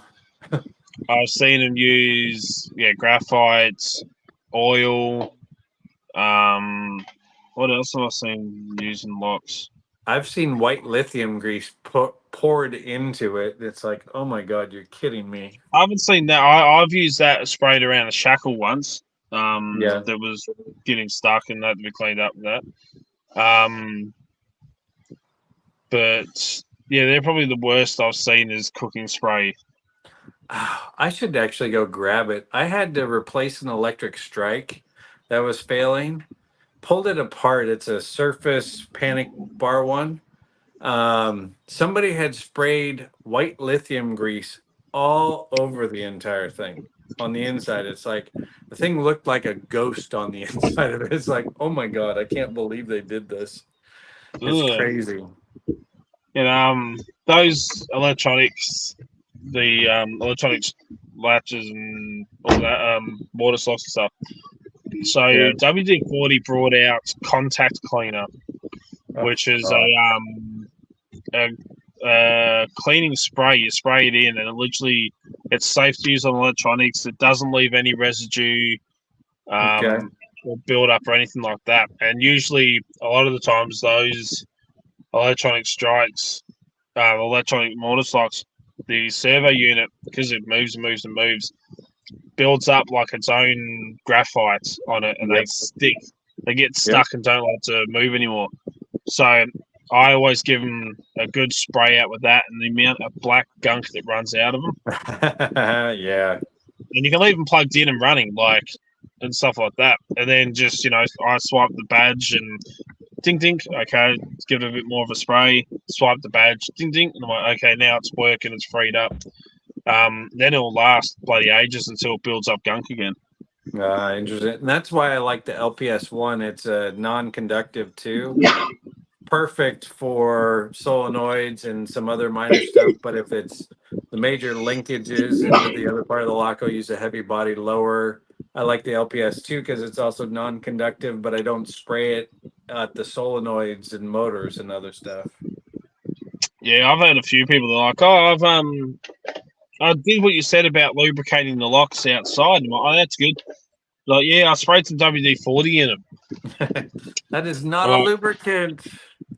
I wouldn't have, They're like, why? They're like, it works. I'm like, yeah, no, it sticks and builds up. Because I always tell people, especially here, during winter and stuff, if you got padlocks and that outside, I might give them a couple of sprays over winter of lubricant just to keep them working and stuff, because they build up gunk in them. I said, lock lubricant. And they're like, oh, what's lock lubricant? I'm like, you go down to Bunnings and you buy it, and it literally says lock lubricant on the can. It's a purple can. I said, don't buy graphite. Yep. I said, I've seen Jason at SE Lock and Key with bloody graphite all over his shop where he made the graphite launcher. Oh yeah. And then I've had it before. Somebody sprayed WD-40 and it didn't make the lock work, so they shoved graphite into it and it just becomes a glue. It's like, okay. And that's another reason why I like this LPS. It dissipates the graphite and WD-40 and any heavy body that they put into it too. Yeah, I mean, I'd like to. A lot of people over there use Houdini, like Jason at SC LockHeat loves Houdini. I As hate a lubricant. Houdini. I bought a can of that. I can't even stand that stuff. I can't even get it here for under $80 a can. Oh my god! What's the You get it stuff sent you're over. using, Picksmith? LPS 1 and 2, depending on what I'm putting it in. And Mr. Inferno, Triflow, no, not into a lock. It's too heavy body. It's a silicone heavy body. It's for mechanical Yep. only, not lock cylinders. Lock cylinders are fine mechanicals. They need something They lighter. sell Triflow, I think it is over here at Enox's lock lubricants. No. Yeah. No, Bunnings lock lubricant actually is decent. I've been using it for quite a few years, and I've had locks that have been used. I've used that on it for years and never had a problem with it. nice. And it works really, really well. And I always say to them, don't use bloody graphite. I had to, when I had to fix some locks at work now, and you let me use graphite. You walk away, and it don't matter. You wear freaking gloves and everything. You walk away, and you got graphite on your hands. And you try and wash that stuff off, and the water just beads off of it. I used one of my screwdrivers that I carry in my little bag. I was using that to install the lock back in, and I fix it with graphite. That's all they let me use, and put the lock back in, do the screw up, and all that. Put my screwdriver back in my bag and head off. And I was at home doing something. I got the screwdriver out. I'm like, what is this black shit? I'm like, oh, there's graphite all over the handle of my screwdriver. Oh yeah, that's stuff. I so many days it's like I go do a large rekeying, master keying job, and my hands are black from the free graphite that the locks create. It's like, as I was saying, locks create their own graphite. You don't need to add freaking more to it. Yeah, exactly. Graphite is rubbish. Yeah, it is. You know, the locks are typically made out of brass, and brass on brass is self-lubricating. Do not help it along, but if you get weather into it and it calcifies from the water drying, it doesn't mix with graphite and it doesn't create it anymore. Just people don't understand it. You got to use a liquid after a certain point. During winter, I always say to them, spray your locks. If they're exposed to the weather, spray your locks quite often with lubricant. I said because the water gets in and washes everything out. I said, and you know, it can cause wear and tear and crap on the inside, the build up. I'm like, whereas the lubricant, you know, it repels the water. Because other people are like, oh, my lock's seized up. It seizes up every year. And I'm like, do you lubricate it over winter? No. I'm like, well, do that. And they're like, oh, you know, the lock's working great. No issues. I'm like, there you go. That's how you do it. Like, you got to keep things lubricated. I'm like, you know, you got small, fine working parts in there. You need something to keep them working. Yes, you do. I get so many times we go out to places and we've put like Schleg Primus on there, and it's like the key stops working. Of course, because nobody ever takes care of it. Spray a little LPS in it and starts working right again. Yep. I had a lady, oh, my key stopped working in my garage door as a wave for lock. And I'm like, oh, okay. Like, she's like, can you come have a look? Like, yeah. Go around there. She goes, this is the key for it. It's the key and it's not moving at all. I'm like, bloody hell. Spray some lubricant in there and the amount of gunk that come running out of it. There was like little bits of gravel and everything in it. I'll spray it all. So I lubricated up and get the key and it was working fine. That was after I washed about 10 kilo of freaking gunk out of it. Nice job, Lockchuck. You finally got it open and figured it out. Yeah, I think I've had it open the whole time. Surprise! That's what happens with those tubular locks. But that's all right. I got to head off because I better go and watch some of this soccer before I get yelled at. Okay. It's good talking with you. And I think we put a couple people to sleep with some of those conversations. Hopefully people found it educational. That's the main thing. Yeah, it is. Hopefully, it just some of it goes over their heads. When when the Smiths talk shop, we are interested, but it may not translate very well. Yeah, I get that all the time. Like I become, because of the way my brain is, like I hyperfixate on stuff. So I'll find something incredibly interesting, and I'll be going on about it, and people are like, I don't get it. This is the most boring rubbish ever. How can you be interested in this stuff? I'm like, because it's interesting. I'm like, you can do this and do this, and like, you know. Exactly. I can hyperfixate on stuff quite easily if I enjoy it. And yeah, when you talk shop with some people, they're just like, "Oh, I don't get it." Yep. No. It's like, I well, hear that. if you're an interesting person, you would get it. Exactly. So, Well, anyway, have fun, guys. I'll hopefully take care. might be able to join another one in a fortnight when you're back up. Nice. yeah. Have a good So- one. Good talking to you, and stay warm in that -1. That sounds ugly. Oh Yeah, I forgot about the ground here is now green again. There's no ice, so it looks like it's all melted away. Nice. So, all right. See you later. Have a good one. that. Take care, man.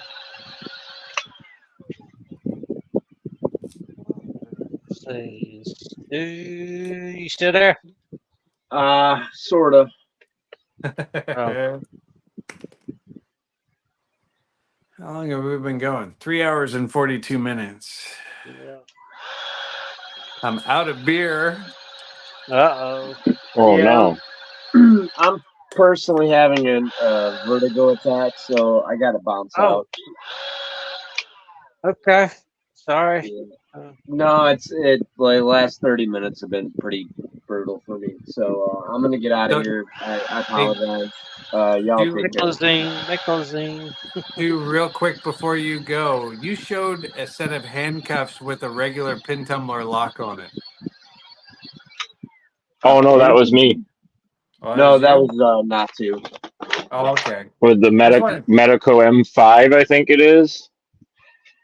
M5? They just came out with M4. I'm not. Okay, maybe it's an M3. I'm not too familiar with them, so this is all new to me. Here's the key. That's just a cam lock. So And it says M3 or M4.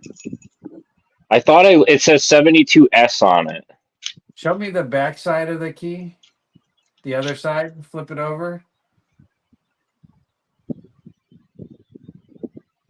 So that's interesting. It's a full-size headed key, but it's a cam lock key blank. Flip the key over. They're high security. They're high security handcuffs. I think I remember Googling them. Let me see the other. Let me see the side of the key. There we go. No. Bring the key back up and just flip it over. Okay, it's just standard biaxial. So that might be the new one. Yeah. Yeah, it's supposed to be like the latest and greatest for high security handcuffs and whatnot. That's pretty cool. Well, and I can imagine it because it's definitely high security because it's got the cylinder in it. Is it actually a locking shackle and everything on it? Yeah. Once you lock it, you can't. That's unlocked, and I'm still trying to figure out how to work these things. Hold on. So they're not okay. So that's unlocked.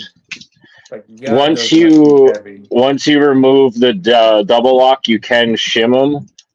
Hold on, but you need a really long shim. I found out. I'm trying to remember how to lock them. All right, so that's unlocked.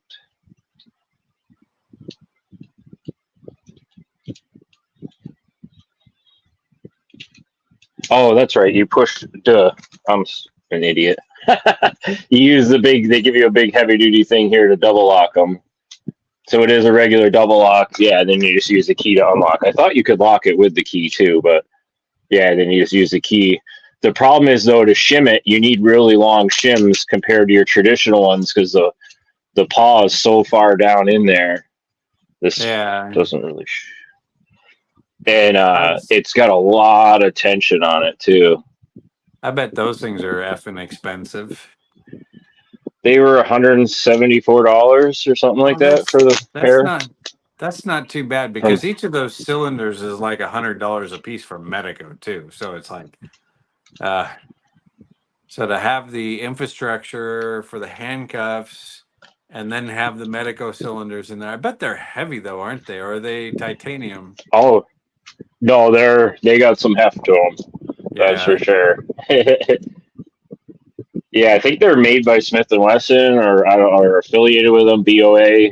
I ordered them off Handcuff Warehouse. They were supposed to be Smith and Wesson high security, but then I looked up the BOA, and I think this is just like a similar version of it. I'm not 100% with that, but I have done a video shimming out of them on my channel, and it was actually pretty tricky. Like I said, you got to get a long shim in there. I think I used a part from a hair barrette.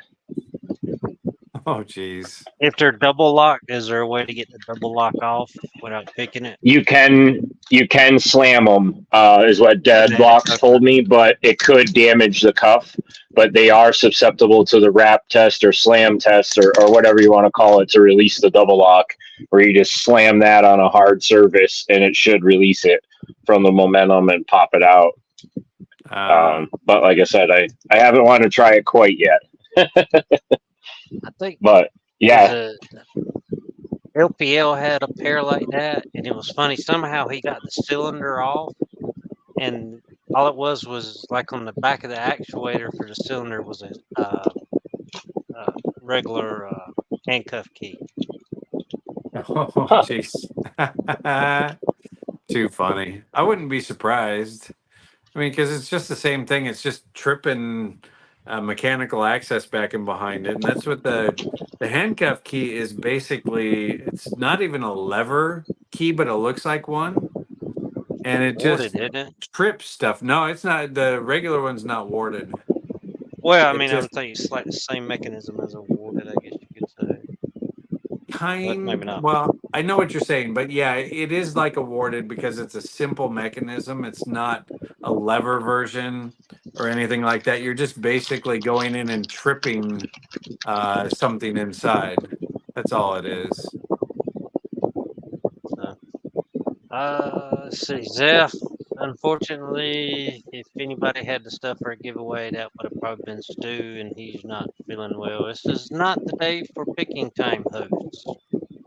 And we already did two. You missed it. Hosa was he was giving away here. stuff. Let's see, was Zeph. he? Well, I don't know if you got anything for the Yale answer. Was it Zeph that had the Yale? I'm not sure. Okay, and I see No the Bird had another question. What oil do you all recommend for preserving locks for collections not in use?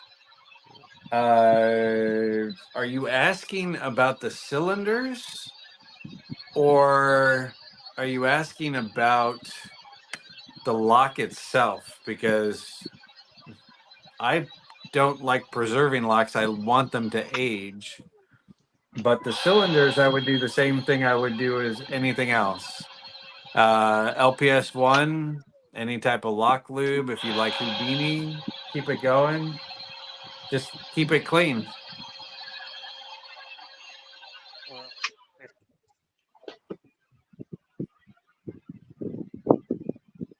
And Not Too Dead is making shrink wrap handles.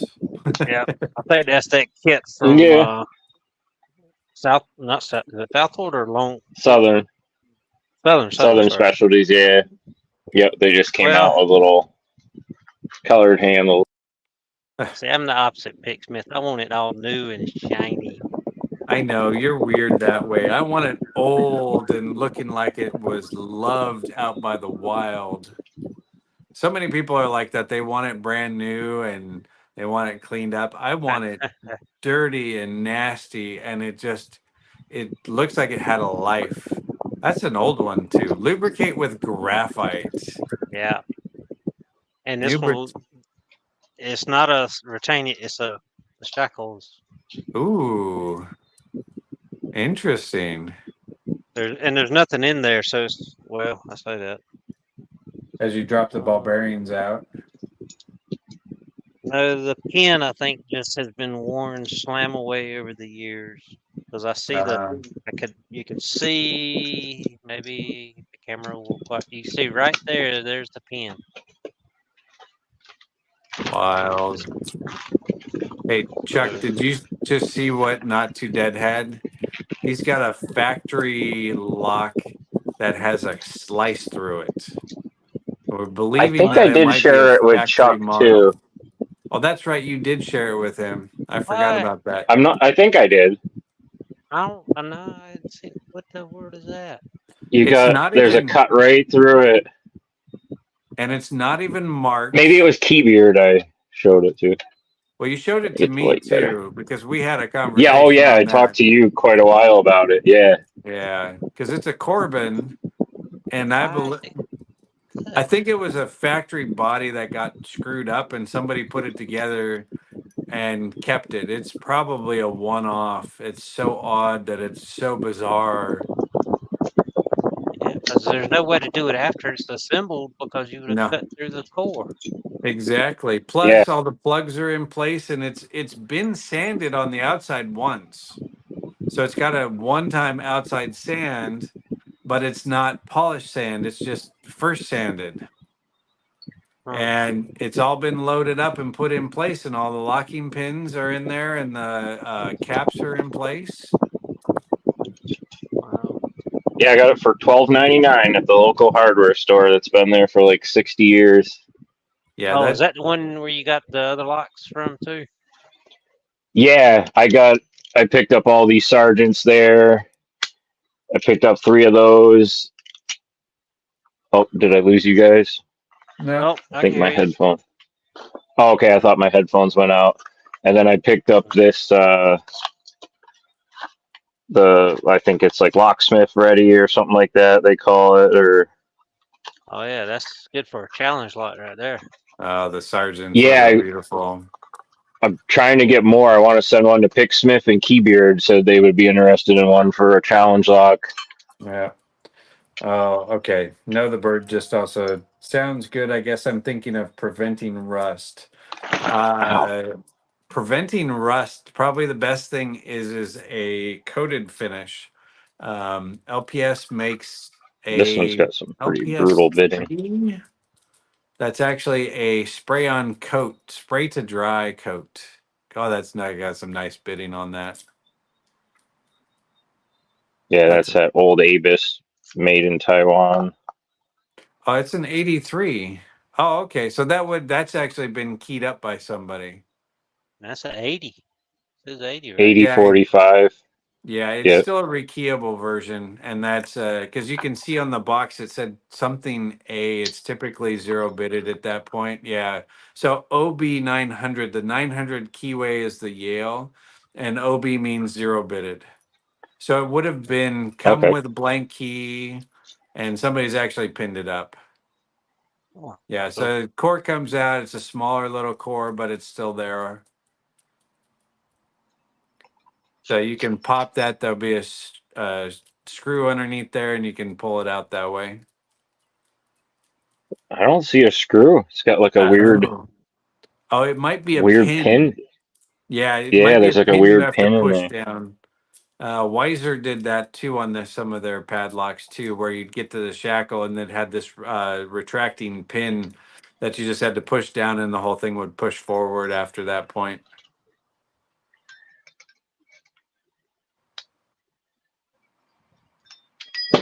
Oh yeah. Look at that. That's too cool. Well, now you got to The figure out how to put shackle it went back together flying. again. That should be all right. Look at that. That's too cool. Yep, that's a pretty cool Nice. lock. There you go. I think he's got 2 more of those down there. I'm gonna try to get all of them off him next time I go there. Nice. Oh.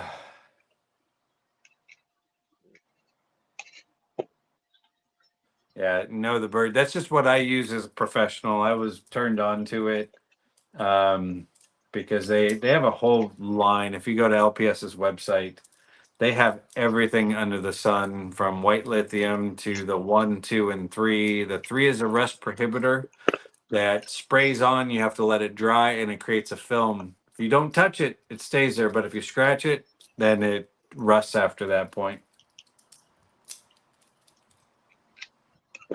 Did ball bearings fall out too? Yeah, I got those back in. Oops, I got one. Oh, nope. Oh. I think I got everything just about.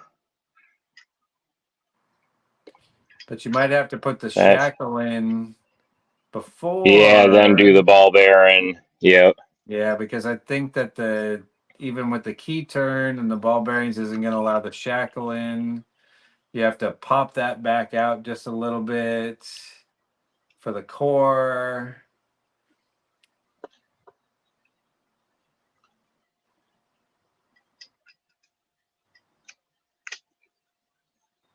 So you need it to the point where the spring, the shackle popped out, and you get that back in there. Put that in, push that all the way down and in, and then push the core back in. You might have to turn the key to a certain position. I don't know, as it's pushing in. Shackle's got to No. be in just the right spot.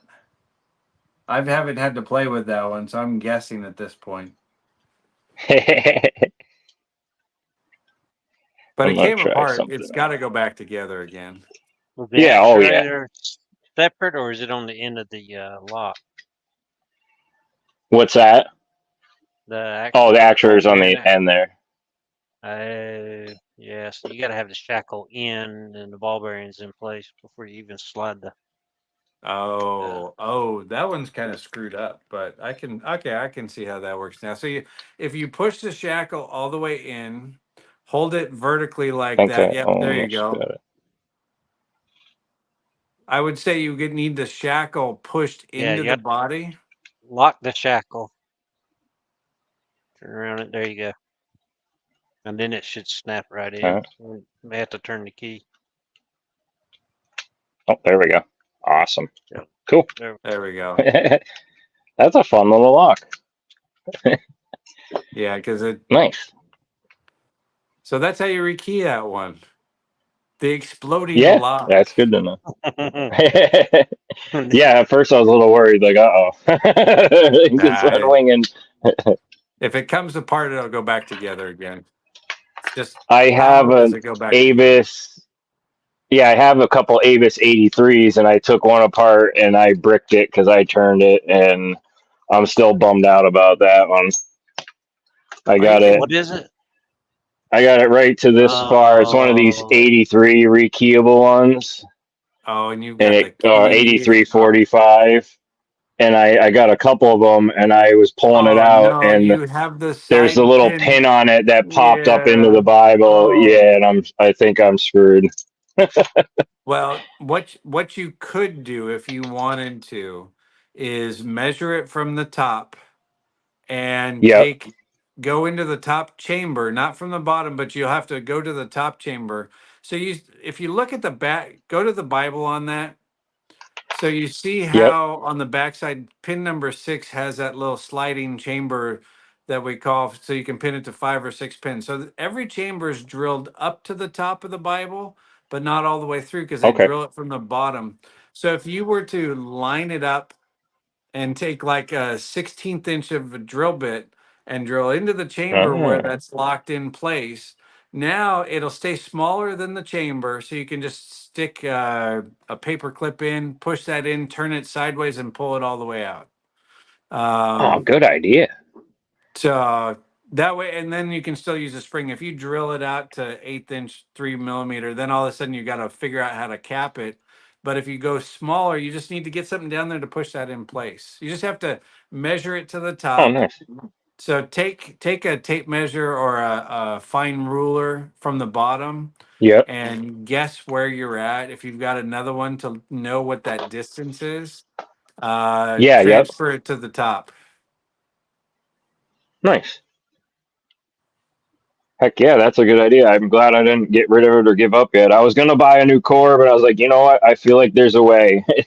No, it's actually an easy way to do that. You can even go smaller than 16th of an inch, but a 16th inch is smaller than anything the spring that could even fit through. So it just So there's a little hole in the top of it after this expedition. Yep. Yeah, no. But it'll be in the house. I was probably going to make it a challenge lock anyways, so that's not the end of the world. Well, in making those challenge locks, it's also problematic because you have to know how to pull those apart too. Because That is true. little That's a pin hard will one. fall into the bottom. It'll fall into the rekeying window. It'll fall into the chamber tops. When I gutted it got caught partway through, and I was like, "Oh man, what did I do?" And it took me a while to get it free. Yeah. I don't even know how I got it free, to be honest. I just was like, "Huh." My suggestion is do not use that lock for challenge locks. I've had a couple come across my plate, but they've disappeared into the wild. I work with those on a daily basis, and I love that lock. But God, that's not one that's for amateurs.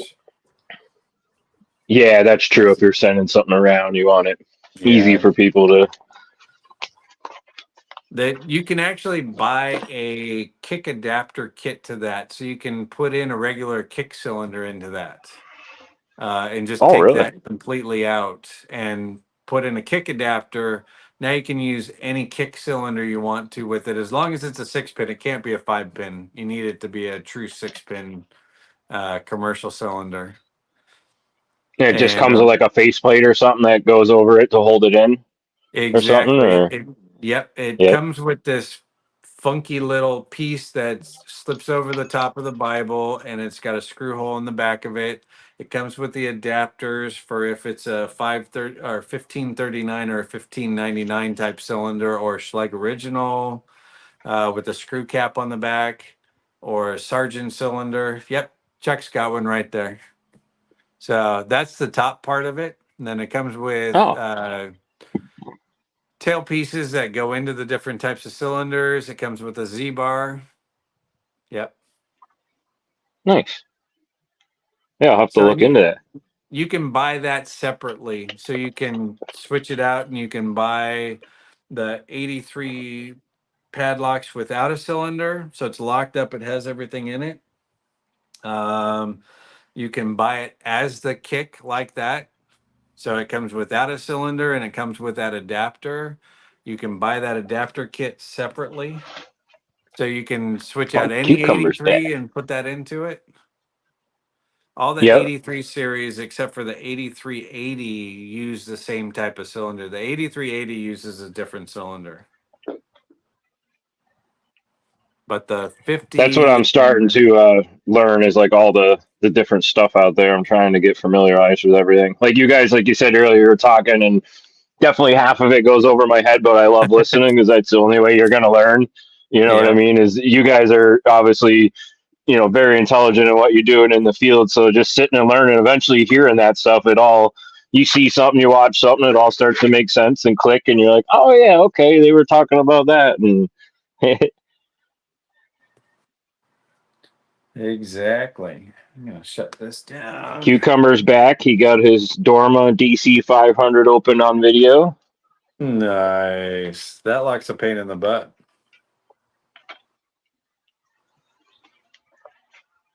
We're going to have to get him on a live sometime. Yes, that would be fun. Bring the Marine on. Let's have some fun. Yeah. Okay. Well, I need to get moving on. My wife is coming home, and I need another beer, and I'm not going to drink that on picking time again.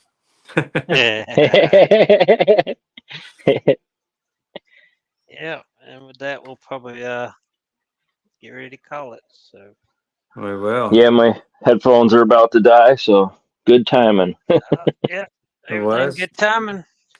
Another good weekend. Everybody have a good one, and we'll see you in a couple weeks. All right, everybody. Appreciate y'all coming. Later on. Good night, everyone. Night.